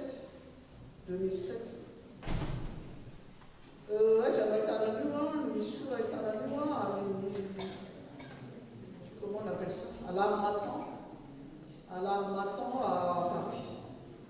Ensuite, Madagascar, 1947, la tragédie oubliée, acte du colloque de la FASPA à l'université Paris 8 Saint-Denis, les 9, 10, 11 octobre 1997, à la FASPA, donc, paru en 1997, 2e édition, la terrible mémoire de Madagascar en 2018. Je pense que ça, c'est encore en vente en France. Ensuite, il y a eu des contributions, des articles parus dans des revues. Alors, pendant que, c'était marrant d'ailleurs, avant de venir en France pour ce colloque de la FASPA en octobre 1997, il a été organisé un colloque à Tana en septembre 1997 sur l'insurrection de 47, donc, paru dans les numéros 41 à 44 du Marché. Et alors là, c'est tout un gros numéro, en bibliothèque ici, sur l'insurrection de 47 donc, et la décolonisation à Madagascar. Ensuite, un ouvrage collectif encore, paru à Saint-Denis de la Réunion, intitulé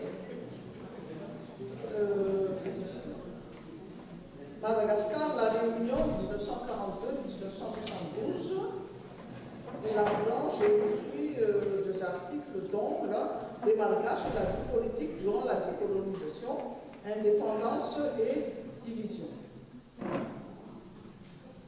Ensuite, Jean-Frédéric Gatti, échec de l'insurrection de 1947 et renouveau des antagonismes ethniques à Madagascar, ouvrage collectif intitulé La nation malgache au défi de l'électricité, Paris, Cartala, 2097, paru sous la direction de Françoise Raison.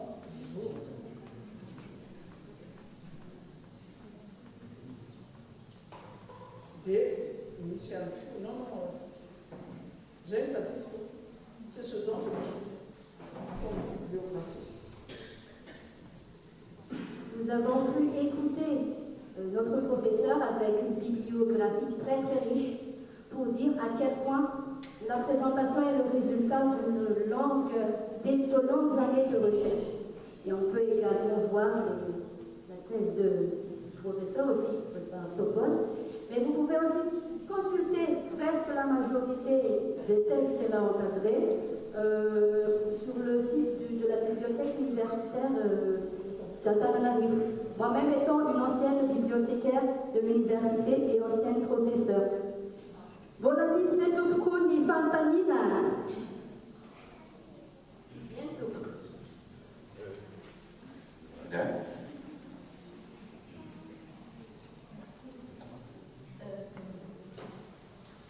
Comment on dit Médalambe? Est-ce que le Médalambe est le prolongement, comment on peut dire, le réel est-il le prolongement de Médalambe? Deuxième question. Dans la période coloniale, les groupes insurgés avaient-ils une petite liberté où ils agissaient vraiment en clandestinité? Merci.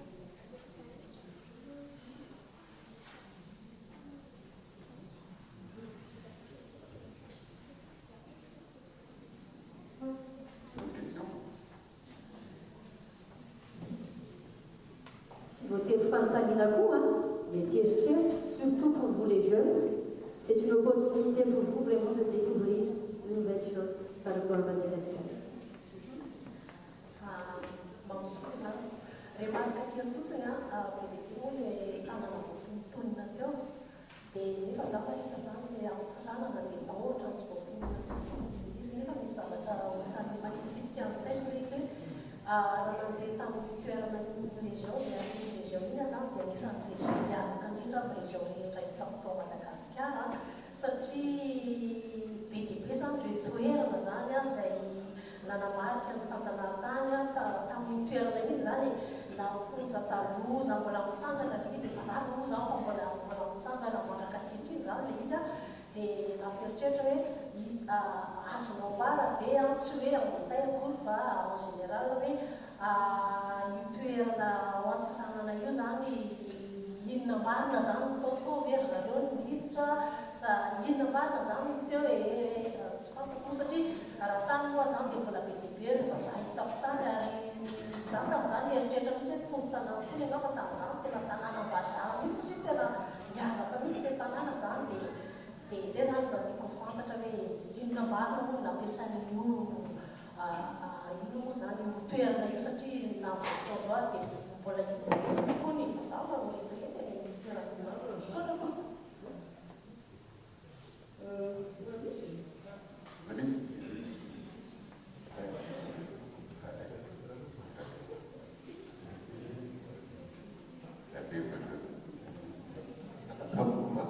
Fotsiny aho hoe le mihinanamba sy ny VVS ohatrany tsy voatery tsy fantatro hoe mamety mahazona lamba ho an'ireo ankizy zany tiako tenenina hoe mba tsara marina raha azo atao tsona tokoa.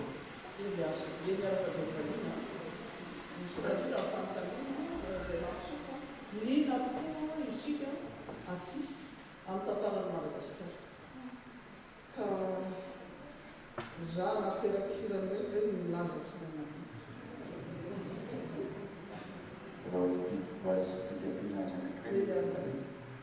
Le Menalamba c'est clair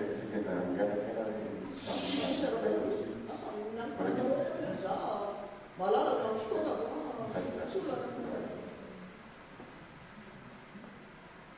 Era verso fantaniko misy araka ny tantaram-bazaina tao dia mampiseho fa ny malagasy rehetra zany na vaiza fahatra ny vina manao an'ilay tolona tsy misy hoe merina de côté zay tsy misaraka zany hoe fa fanampy mampiseho an'ilay hoe misy vaisana tanjona iray zany hoe anapaka Madagasikara ino zay zavatra zay no tsy tena hita any amin'ny zavatra ampianarana any amin'ny manuel scolaire.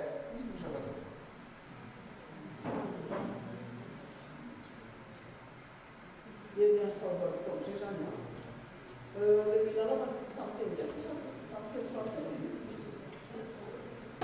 tamin'ny teny gasy tamin'ny teny français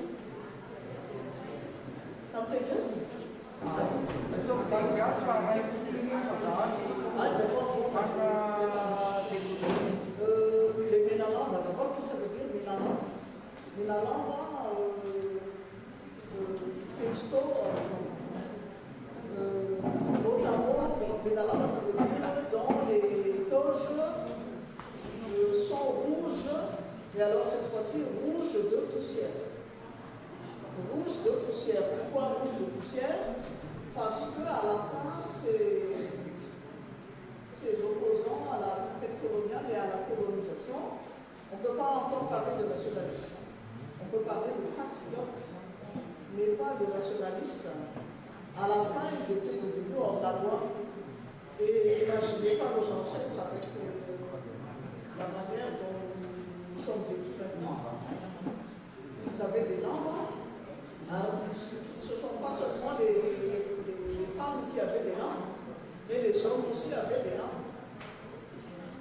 Et leur langue était rouge de poussière parce qu'ils étaient devenus des gens qui n'habitaient plus chez eux, qui habitaient partout, qui vivaient partout, dans les forêts,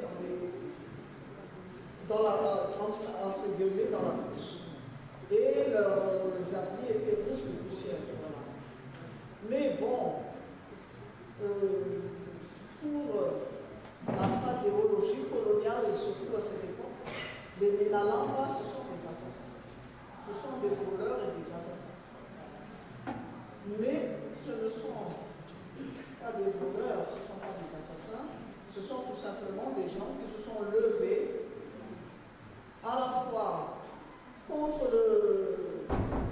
la conquête et l'installation de la colonisation et contre le régime du royaume de Madagascar.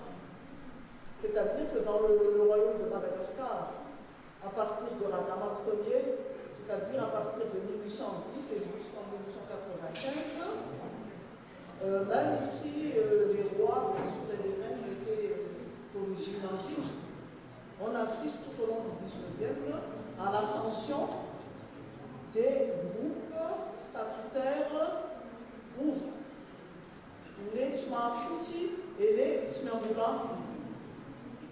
Et par conséquent, jusqu'à maintenant, c'est Tsmafuti et Tsmiamboula. Tsmafuti avait un imam. Alors, Tsmiamboula, avant là, c'est Sapandra, en Panza.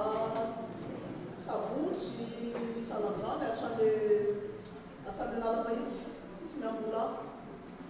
les Réunionnais étaient considérés comme des usurpateurs au dépens des angines des anciens nobles. Et alors, les Minalamba s'insurgeaient à la fois contre le colonisateur français et contre celui qui était considéré comme un usurpateur, c'est-à-dire le Tsmiamboula et le Tsmafuti. Et il s'insurgeait aussi contre les religions importées, c'est-à-dire contre le protestantisme et contre le catholicisme. Ce n'est pas par hasard que les Minalamba, mais enfin les thèses actuelles montrent que ce n'est pas les Minalamba qui ont tué Paul Mino et comment il s'appelle, un autre missionnaire de la MPF à Bouche. Les femmes, on oublie les noms. Mais ils ont tué des missionnaires. Ils ont tué aussi. Le protestantisme a vraiment été maltraité au début de la colonisation. Des temples protestants ont été purement et simplement récupérés par des soldats catholiques français et en ont fait des églises catholiques. C'est le cas par exemple à Nzef. À Nzef, à Naklaya. Autre exemple comment ça s'appelle?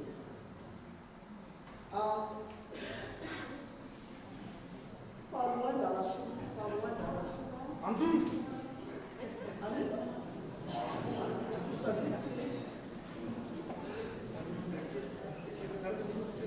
Mais enfin, ça se fait.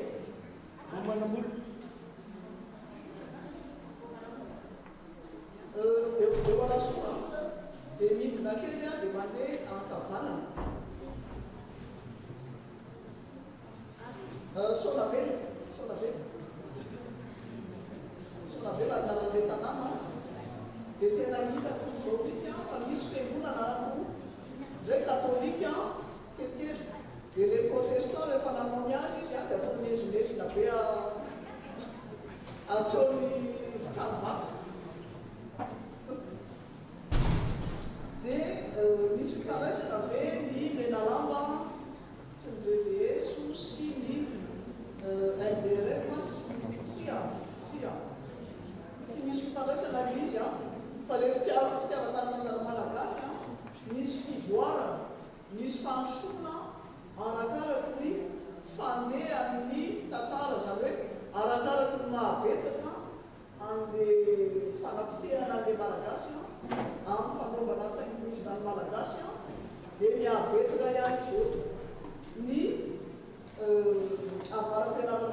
intellectuels malgaches et qui ont justement cogité, réfléchi, conçu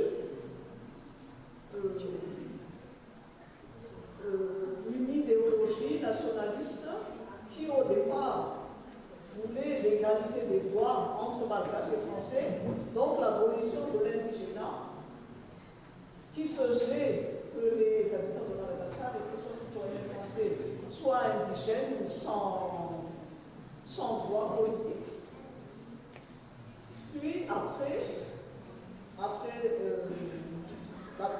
je simplifie, après la Seconde Guerre mondiale, le nationalisme malgache, donc pour la mise en valeur d'une nation malgache et que cette nation malgache soit souveraine, et là, après la Seconde Guerre mondiale, donc c'était clair, le nationalisme malgache militait pour l'indépendance, pour le retour de la souveraineté. Et au départ, dans les Ménalandes, c'était seulement lutter contre l'occupant, lutter contre celui qui avait fait la conquête de Madagascar, et il n'y avait pas de liaison entre les différentes régions qui se sont soulevées du temps des Ménalandes. Les Malgaches se soulevaient dans leur coin lorsque ils étaient attaqués par des soldats de la conquête coloniale, mais sans relation avec les opposants des autres régions. Voilà. Et c'est progressivement, à partir des années 1900-1910, que ces intellectuels ont conçu le nationalisme malgache progressivement, nationalisme sur le plan culturel d'abord, dans les années 1900, animé par des intellectuels comme Ravelzon, Novoja, Razaf Maïfa, etc., ou encore Javé.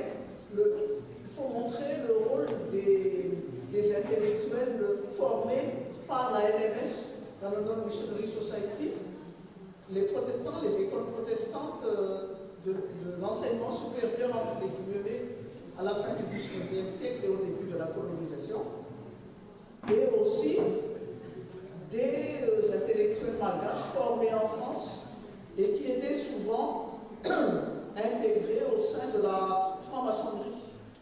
Par exemple, le docteur en Israël. Toujours est-il qu'on avait conçu un nationalisme malgache dès les années 1900 et qui ne descend dans l'arène politique qu'après la Première Guerre mondiale.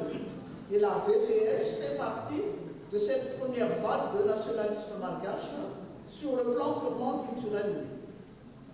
Et le nationalisme malgache devient politique du temps de Jean Valagny, mais à ce moment-là, un nationalisme qui réclamait encore l'égalité des droits, qui militait pour que tous les Malgaches deviennent citoyens français.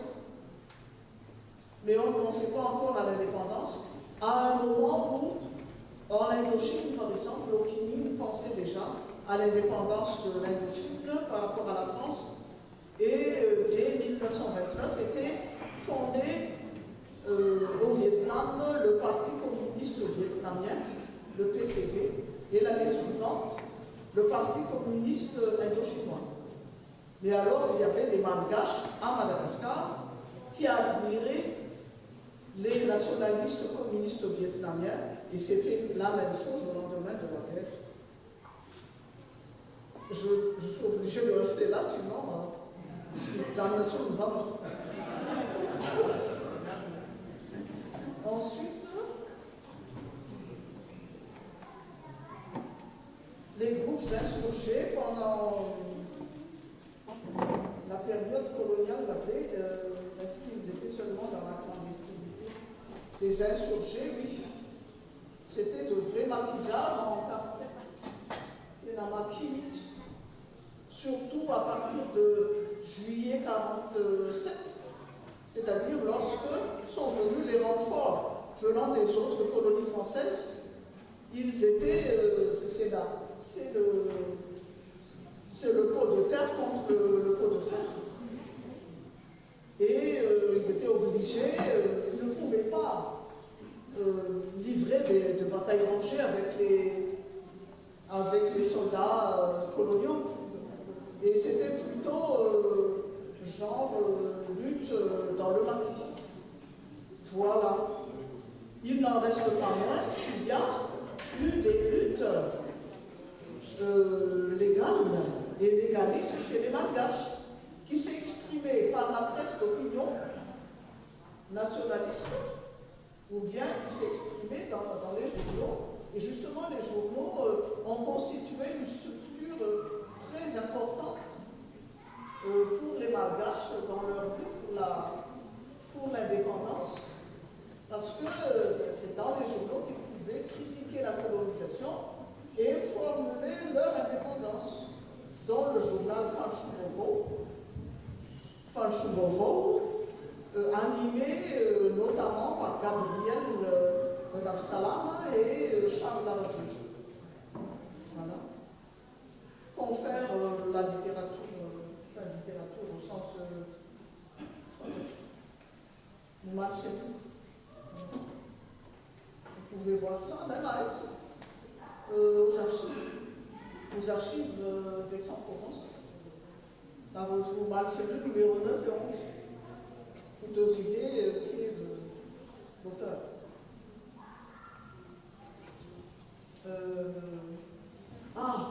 Antslan. Alors, Antslan, je vous fais remarquer qu'Antslan était colonie française avant même l'ensemble de Madagascar. Et Diego Suarez est devenu le port stratégique de la colonie de Madagascar et dépendance. Diego Suarez, après le canal de Suez, avec l'utilisation du canal de Suez, Diego Suarez était le premier port malgache qu'atteignaient les bateaux venant de France en direction de Madagascar. Et très tôt, dès les années 1900, s'était établi, même depuis le XIXe siècle, des colons, non seulement français de l'Hexagone, mais aussi des colons de la Réunion, étaient établis à Diego Suarez, et notamment dans la montagne d'Ambre. Et avec la colonisation, il y a eu installation à Diego non seulement de colons, de petits colons, mais encore d'entreprises industrielles, et notamment en matière d'exploitation du sel, les salines de Diego. Il y en a eu plusieurs et il y en a encore maintenant.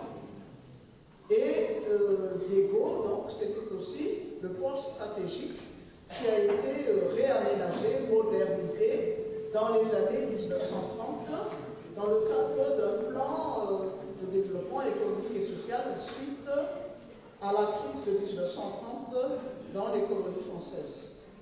Et donc, Diego Suarez était, il y a ces deux aspects de Diego. L'aspect domaine privilégié des colons français, de l'administration coloniale, et aussi de siège d'un nationalisme malgache vraiment très tôt. C'est-à-dire dès les années 1920, il y a eu un groupe de nationalistes malgaches dirigé par un dentiste du nom de Wassaf Maïf, un groupe de nationalistes malgaches qui travaillaient non seulement à Diego même, mais dans les environs jusqu'à Mouspé, en Bande, en Bilbé, et de l'autre côté, en Tala, Samba, Van, en Dab, qui finançaient Raleigh-Mou. Jean Raleigh-Mou a beaucoup travaillé dans le Nord, qui finançait Raleigh-Mou et qui ravitaillait Raleigh-Mou idéologiquement, politiquement, financièrement, matériellement. Et il y avait non seulement Raleigh-Mou là-bas, mais aussi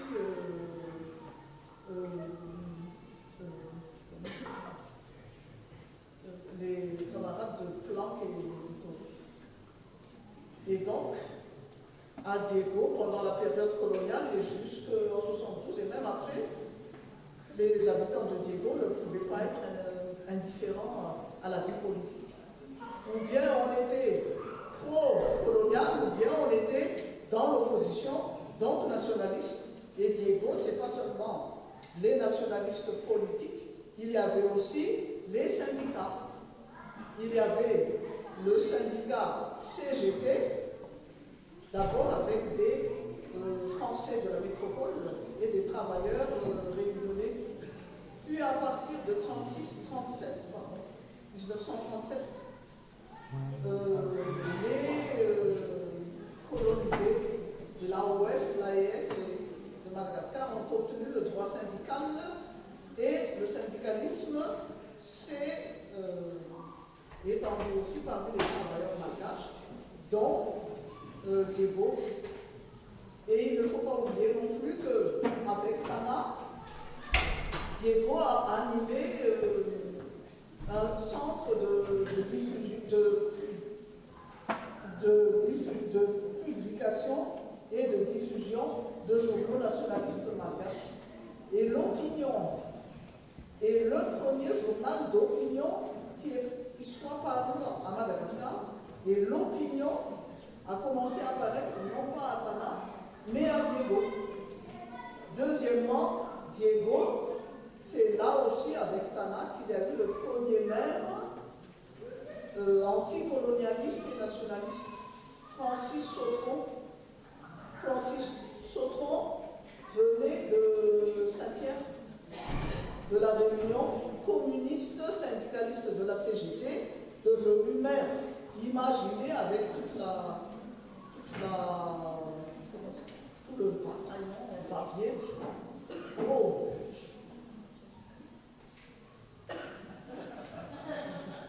Varié, le grand varié, la maman, avec le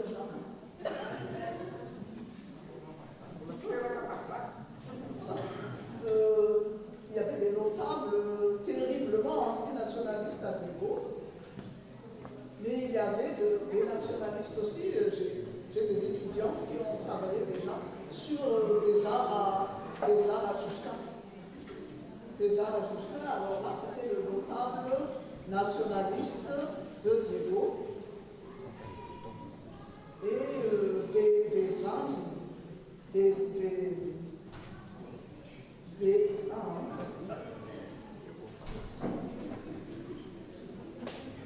en Daba aussi, il y avait des notables au bon sens, des notables nationalistes autochtones. Il faut dire que quand on dit que les côtiers entre les violets étaient des fidèles à la colonisation, les Manos-Safrimat, quand on était à Damanani, c'est la fin d'Aïnina, à Batuta de Gracia de Tchad. Diego, alors là, par contre, en 72, il y a eu mai 72, à Tana, bien entendu, à Majanga, avec un certain Gabriel Berman. Ensuite, il y a eu Diego, mai 72, à Antiéré, à Ferrari, à Balavon. Mais Diego, par C'est des... Ah ouais. C'est un peu trop long, excusez-nous, mais il y a d'autres questions sur le... D'accord, d'accord. Merci madame. Avant d'entrer dans la question sur YouTube, la culture, c'est ce qui reste quand on a tout oublié. Et un homme sans culture, c'est comme un zèbre sans rayon. Et là, nous tenons vraiment à remercier notre professeur pour sa passion à véhiculer cette culture scientifique dont parfois, même moi étant universitaire et professeur, je n'ai pas trop de la patience d'avoir. Maintenant, si les 3 questions de YouTube peuvent être... Oui, il y a 3 questions sur YouTube. Du coup, la première question, c'est quels sont les messages à transmettre à la jeunesse en rapport avec l'insurrection, à la jeune génération? Très bien, je réponds tout de suite. Alors, à la jeunesse, c'est que justement nos ancêtres, et pas très loin, hein, quand je dis nos ancêtres, ce n'est pas les Gaulois, hein, c'est au XXe siècle. Et même dans les années 70-80, les Malgaches aimaient leur pays. Tous les Malgaches aimaient leur pays. Et ils ont combattu pour l'intérêt de leur pays, c'est-à-dire pas pour les intérêts individuels ou familiaux, ou les intérêts des grandes familles, mais les intérêts de l'ensemble des Malgaches. Voilà.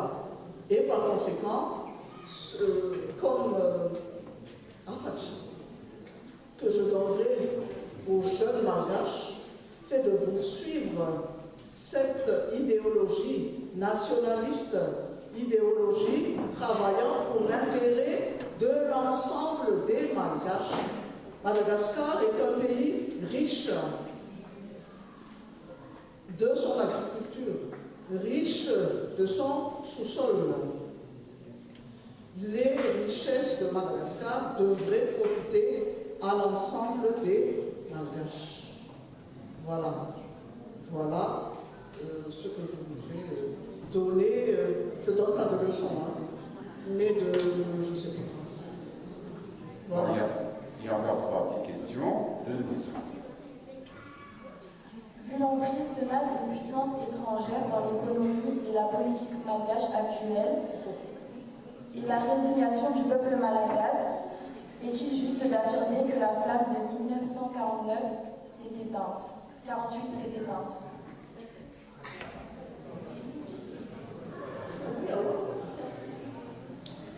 Vu l'emprise tenace, on va vous laisser mettre le...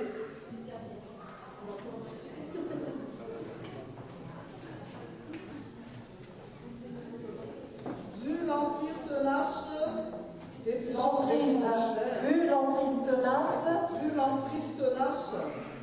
étrangères dans l'économie et la politique malgache actuelle, à vivre cette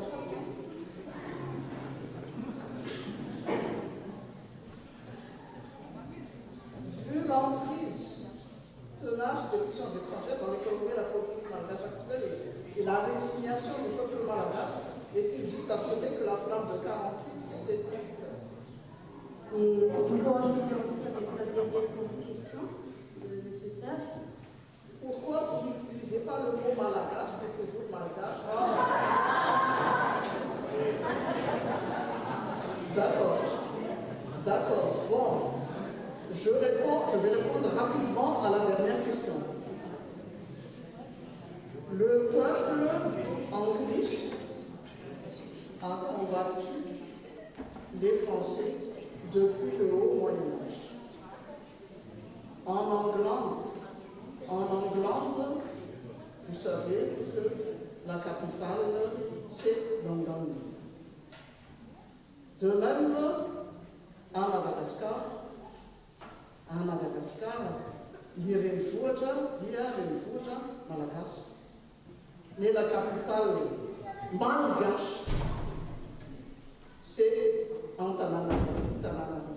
Est-ce que vous voyez ce que je veux dire? Imaginez que les Français disent les English, les Anglish. au lieu de parler de l'Angleterre, parler de vie en grande. Et bien, qu'est-ce que vous direz? C'est foutu mon vacances. Bon, je réponds à la question de tout à l'heure. L'emprise. Oui, ben oui, le problème est là. La colonisation a été officiellement abolie et l'indépendance octroyée, je dis bien octroyée en 1960. Mais la Première République a été qualifiée de régime néocolonial. Il y a eu une période très courte de la période de transition et une partie de la Seconde République où on parlait de seconde indépendance au fait que le colonisateur français a été renvoyé de Madagascar, il y a eu des nationalisations, qu'on a malgachisé l'enseignement, mais vous êtes bien placé, et peut-être mieux placé que moi, pour savoir que à Madagascar, on est retourné à un enseignement en français, et qu'à partir du début des années 80, il y a eu retour non seulement de la France, mais implantation des bailleurs de fonds traditionnels, c'est-à-dire la Banque mondiale et le FMI, avec lesquels les régimes en place et successifs ont fait des conventions. Et par conséquent, d'indépendance réelle, d'indépendance effective. Regardez, enfin, pensez à la situation de Madagascar entre 60 et maintenant. Quand est-ce que Madagascar a joui une indépendance effective? Pour vous dire que cette emprise continue et que l'emprise, au contraire, se développe avec l'internationalisation de l'emprise, notamment depuis les années 2000 avec la mondialisation. Et ça, c'est pas propre à Madagascar, malheureusement. Voilà.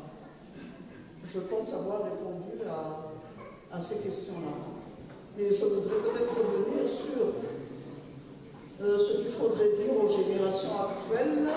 Aux générations actuelles, écoutez, je ne sais pas si j'ose dire, dans tous les pays du monde, les États qui sont au pouvoir, les dirigeants, ils travaillent pour l'intérêt de l'ensemble d'un pays, pour l'ensemble d'une nation. Et Madagascar, et ça c'est pas moi qui le dis, et c'est la Banque mondiale qui le dit aussi, Madagascar est le seul pays d'Afrique où il n'y a pas eu de guerre, mais où depuis l'indépendance, le PIB par habitant n'a cessé de dégringoler. Et ça, je ne sais pas si nous nous rendons compte, et nous qui vivons à Madagascar, nous vivons ça dans notre corps, dans notre sang. Et ça, voilà ce qui se passe. Par contre, les gens en 1947, s'ils ont combattu, s'ils sont morts, c'était pour l'ensemble des Malgaches, c'était pour l'indépendance de leur pays, et ils n'ont pas hésité à se sacrifier pour l'intérêt de l'ensemble des Malgaches. Voilà ce qu'on peut retenir de l'insurrection de 1947. Voilà.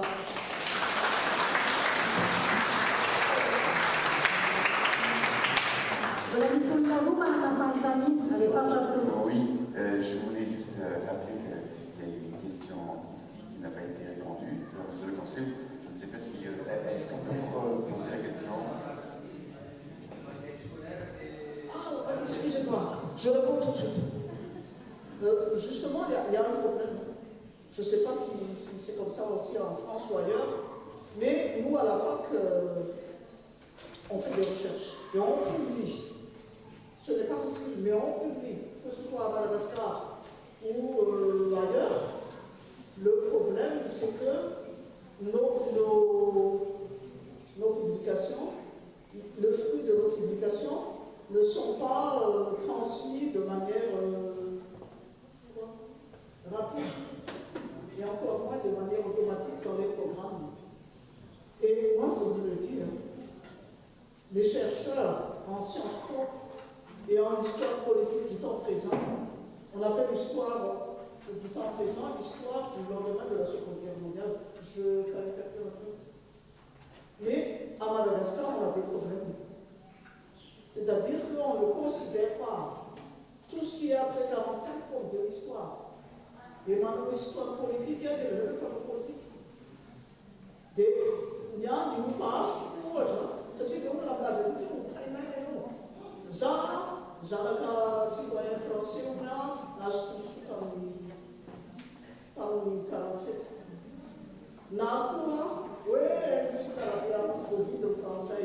Donc moi, je ne sais plus où je suis en réalité au-dessus de tout ça. Je suis une scientifique, je fais mon travail d'historienne, mais j'ai mon parti et je suis mon imam.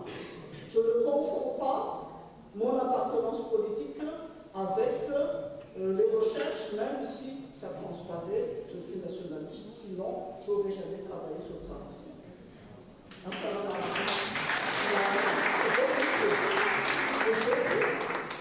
exemple,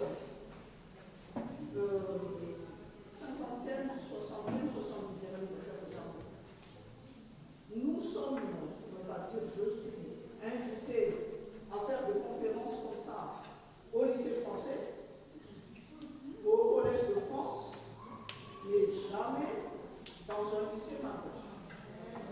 Et il y a eu un an où j'ai été invité au lycée dans le Catskill. Je me souviens de ce que je faisais avec ma maman encore de ce monde à ce moment-là. Et tout va bien. Et il n'y avait personne. Alors moi, j'ai vu à Catskill, nous, et à protestants. Et tout était prêt. Je suis arrivé avec ma maman. Il n'y avait personne, mais il y avait dans les parages un directeur du lycée privé à Catskill. Il a dit, bah, écoutez, mais vous êtes là, non, ne partez pas. Il est allé chercher ses élèves. Et donc, j'ai fait la conférence devant les élèves de ce lycée privé, dans Catskill. Mais alors là, les élèves qui étaient là, ils étaient vraiment sous le charme pas de la conférencière, mais de ils ont je sais pas, je veux compter votre question. Bon,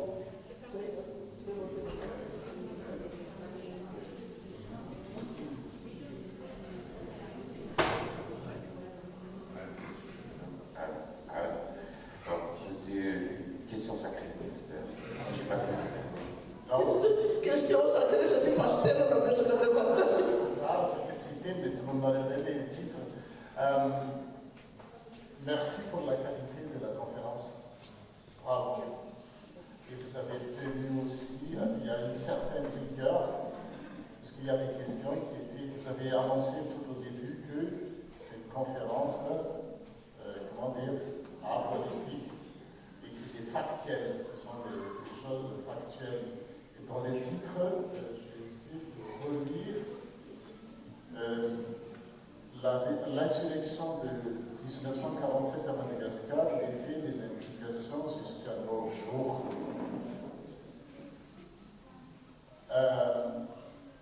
À la dissolution du parti NDRM, le PADESM était le seul parti officiel, si j'ai bien compris.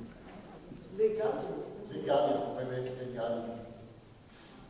Quand on regarde, en fait, les responsables, les dirigeants qui se sont succédés depuis nos jours, parce que c'est le thème de la conférence, les implications jusqu'à nos jours, le MDRM est dissous.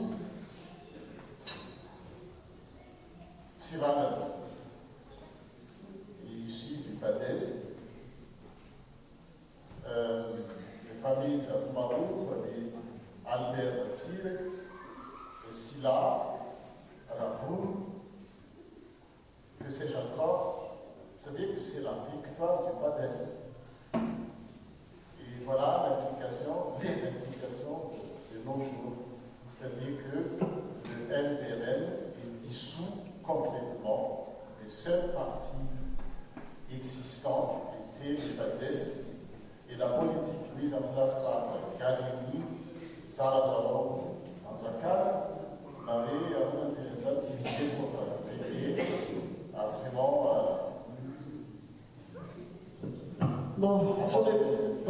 Je réponds à votre question. Oui, le PRM a été dissous en mai 1947. Mais la lutte a continué. Malgré la répression, les Malgaches ne sont jamais tués. Alors ça, j'ai plus le temps d'en reparler. Mais ce qui est sûr, c'est que la flamme du nationalisme ne s'est jamais éteinte. Et en 1958, je passe très vite, les descendants des sociétés secrètes et beaucoup de descendants du LPRM ont adhéré à deux partis d'opposition en 1958 au mouvement national pour l'indépendance de Madagascar, fondé par Moussa en juillet 1958, et le parti du Congrès de l'indépendance de Madagascar a tout réuni au Congrès social de Madagascar en novembre 1958, qui existe jusqu'à nos jours, premièrement, et qui ont toujours milité de différentes manières pendant toute la première, la seconde, la troisième République, et même la quatrième République. Mais c'est un peu comme le PCF maintenant en France, après la chute du mur de Berlin et avec la fin de l'URSS, toutes les idées de gauche, toutes les idées socialistes, socialisantes sont tombées en déclin, ont connu un déclin, et même la Chine de Mao, il y a encore le PC si vous voulez, mais sur le plan économique, c'est la seconde puissance mondiale, etc. Donc ce que je voudrais dire par là, c'est que la flamme du nationalisme malgache ne s'est jamais éteinte, et même maintenant, certains essaient d'émerger encore contre le néolibéralisme qui finalement aboutit à la formation de monopoles. Voilà. Et démocratie, on parle beaucoup de démocratie, bien sûr, maintenant, mais il faut regarder la presse écrite, ou bien les chaînes de télé, bien sûr, c'est des monopoles de mania de l'économie et de la politique. Et tout ce qui est gauche se trouve dans une situation difficile, non seulement à Madagascar, mais dans le monde entier. C'est la période de la mondialisation maintenant. Il n'y a plus de... Comment on appelle ça? Il n'y a plus de monde en deux blocs, et les idées communistes, socialistes sont dans une situation difficile maintenant. Et Madagascar n'échappe pas à cette situation. Voilà.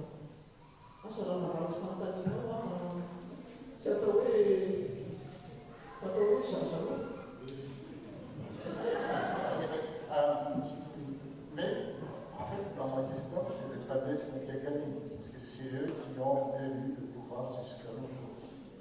Ah ben oui, on peut dire ça, on peut dire ça. Parce que derrière les hommes politiques malgaches, il y a toujours... et puis il y a, je ne sais pas, c'est plus large que ça. Il y a d'autres racines, et on parle français. Ali, Manila Watsisi, les PADES, dont on a dit qu'il y avait qui est en bas de la malagasy maro ohatranisan'izay zany natika tamin'izay le cadestre partie des membres des hérités vaviana izy rehefa aviana tatyaloha ohatrany natika hoe fikambanany ty tanindrazana sy ny zanaky ny mainty enindreny ka izao mampakikan'izay zao tena anatin'ny statuan'ny cadestre mihitsy hoe ny tiany tao anatin'ny mpikambana dia le olona venant des 17 tribus de Madagascar et les côtés des hérités qui sont les Maïtenjés. Il y en a deux Maïtenjés, nous sommes africains, deux Maïtenjés. Maïtenjés, mais c'est des rois. C'est-à-dire que Maïtenjés, les Malagassiens, Talimir, nous avons. Talimir,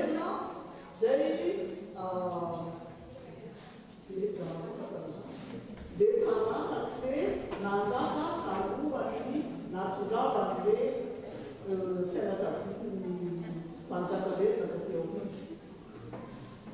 dia izy ireo nanatoerana manokana ohatra hoe raha jerena tianona zany hoe le tianona le kabaizany misy ny zareo eo ambany ary parana mbola betsaka eo ambany zareo zareo ihany no manana fahefana mikasika ny mpanjaka teny an-trovo zany hoe zareo no mampiakanjo ny mpanjaka mampandro ny mpanjaka manome ny sakafo ny mpanjaka dia rehefa maty ny mpanjaka izy no manasa le mifaty ny mpanjaka ny maso ny mpanjaka etsetraetsetra zany le maitenjeny tsy afangaro amin'ny atao hoe andeo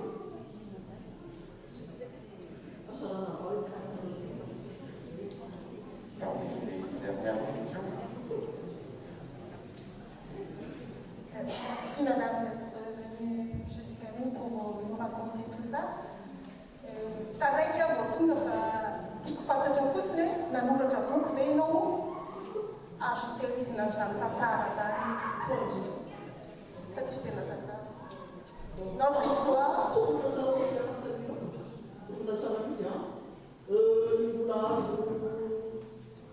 Mbola hita amin'ny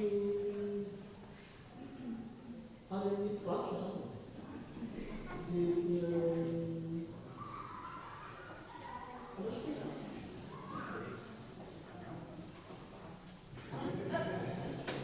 le presque opinion defa tena tsy tatsony le presque opinion efa tsy tatsony dia raha ohatra matana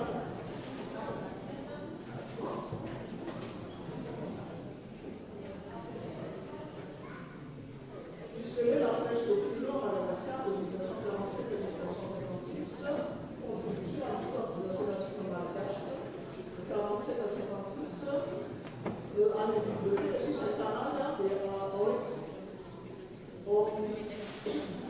na ao faculté des lettres na ao ny archive d'outre-mer dia misy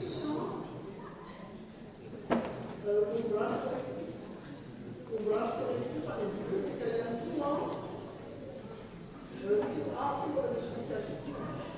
l'insurrection de 1947 et la décolonisation à Madagascar augmente à travers l'élection et là où il s'est rien passé a réuni l'Armatan en Paris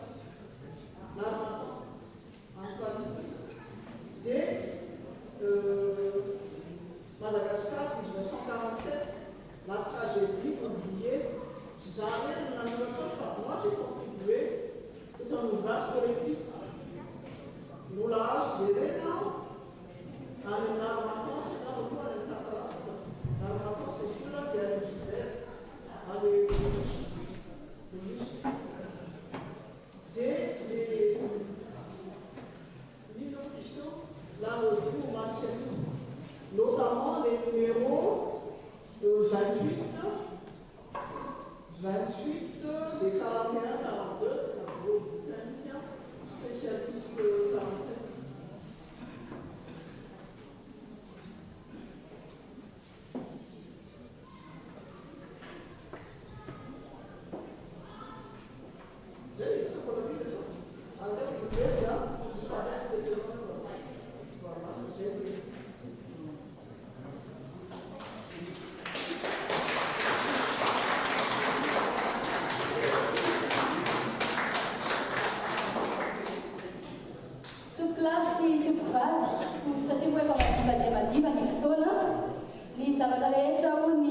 Douane, nous tenons vivement à remercier notre professeur Lucille Rabé-Armand. Nous remercions également le 13 Entraide Mada pour l'organisation, la FPM pour l'accueil, les musiciens et tous ceux qui ont contribué de près ou de loin à la réalisation et surtout vous, au de l'assistance.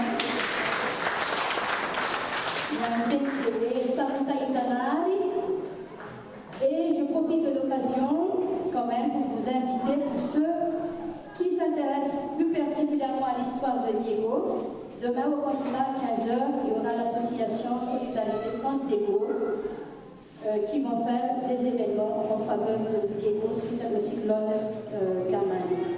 Donc il y a des gens qui à travers qui vont sur tout ce qui est histoire et mémoire collective des gens de Diego en collaboration avec nos partenaires français. En tout cas, Makasitaka, Makatela, Tela, Sultan de Nantakuko.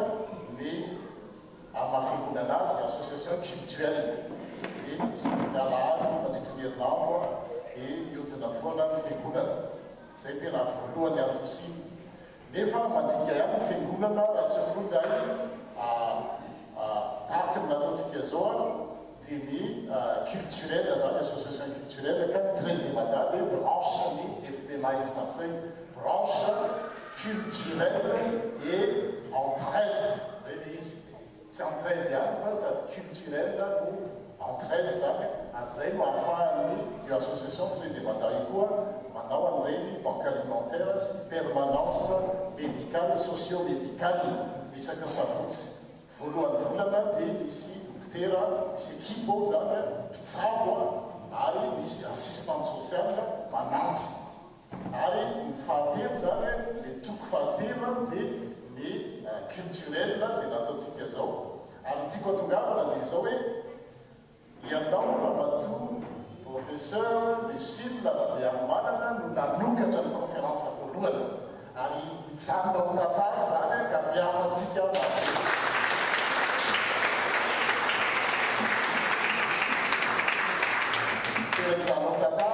historique il a rien à voir, il s'attend, il touille, donc dans les dates, il a une culturelle, la mention tout vie. Racine. Zay matokotelo mamasana angoazy ka dia makasitraka makatelo. Hiditra raza hoe aoka tsy mity amin'ny teny ihany nareo fa miasa koa dia fifaliana zay mihitsy. Fifaliana ho an'ny 13e mandaza izay association culturelle de entraide FPMA ex-Marseille no manotra anao mampisaorana kely avy amin'ny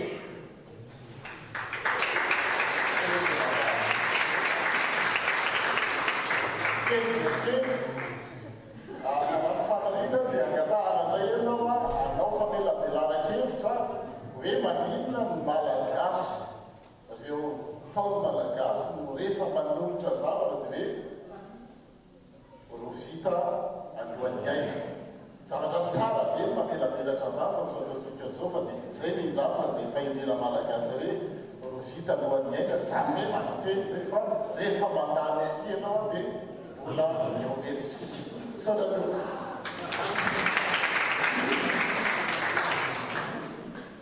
dia na ry zareo nareo zany na nangataka anao le fanandrisana anaty hevitra dia nanaiky ampifanina sy ampitiavana satria na dia lavitra amin'ny tanindrazana zareo dia tsy mamelany tanindrazana dia mbola liana amin'ny kolotsaina malagasy tsy anareo ihany fa zao malagasy nanatrika zao ka dia fisaorana zany marina faminaran'ny tenako manokana fa amin'ny anarany mampianatra mpitiavaka ihany koa ngamba satria hay tsy miany Madagasikara ihany ny liana amin'ilay kolotsaina malagasy amin'ny ankapobeny sy amin'ny tantarana Madagasikara fa nanareo aty azy ary ny zavatra mahafinaritra indraindray azy dia salamy hoe nareo aty no liana kokoa amin'ilay kolotsaina malagasy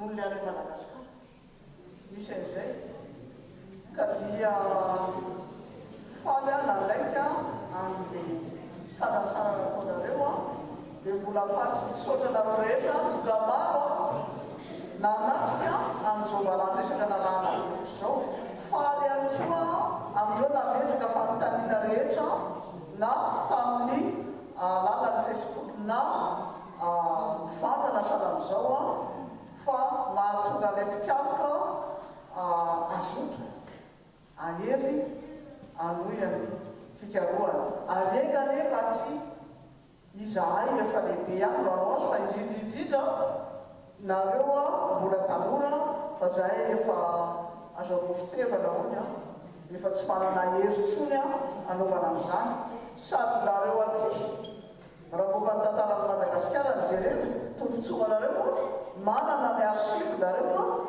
ao Aix-en-Provence misy koa ny any Paris tsy mila mandray fiaramanidiny nareo fa fiarakodia fotsiny dia efa tonga amin'ny izy ka dia mahereza re tokoa zay kely ony le izy nefa tsy zaka ty zavokely zay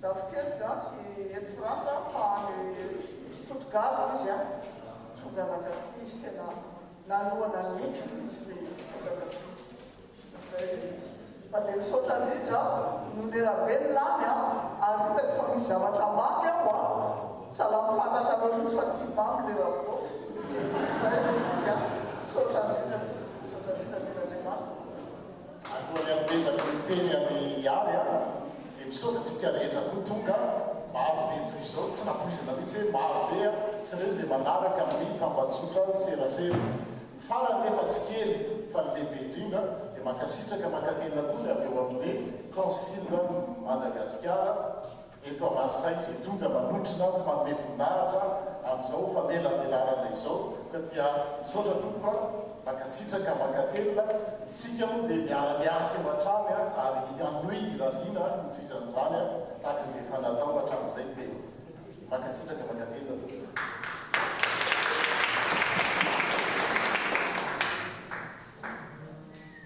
ira iarahantsika reto mangataka atsika hitsakana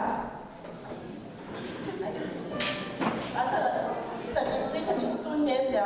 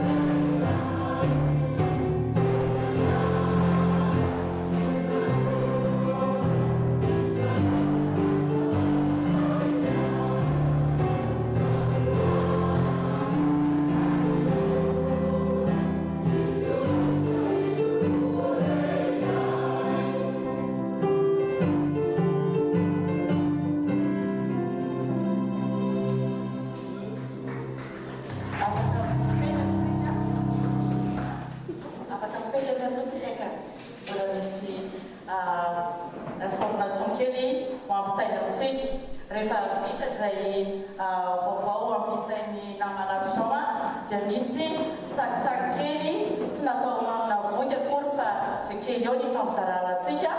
Misy ihany koa somary mangatsitsiky mbola nanosofa azy misy ravim-boafotsy manafanatsika ary misy ihany koa ny ranovolo. Isan'ny manana ranovolo dia sotro ranovolo tsika anio fa zao koa raha ohatra nareo any an-trano any manana ranovolo dia aza misalasala fa eto Marseille mety miantso any Ramatoato tsika avetsana dia misy ranovolo any aminy afaka misotro ranovolo tsika isan'andro eto Marseille. Iny izy iny tsangana dia mikany misy afaka mividy ranovolo any aminy tsika miaraka misotro isan'andro matamy maraina atoandro arivo tsy mamanana an'ilay fofona antsony tsika fa afaka misotro tsara sotra tombo. Ie, mety antsika mivazavana kely tsy mivazavana rehetra mivazavana kely tenen'ny pasteur teo dia conférence voalohany natao tamin'ity trano ity dia mila fantatsika tsara fa miova be lasa afara be ka mbola mila fivoarana le teknôlôjika dia mila voky ka toy izay misy hetsika zay natoa mba ho an'ny ezaka trano amena vidéo kely misy groupe nasentsika momba zany domia efa misy extrait le domia zany konserantsika vetelisy dia aveo toizany kely aza le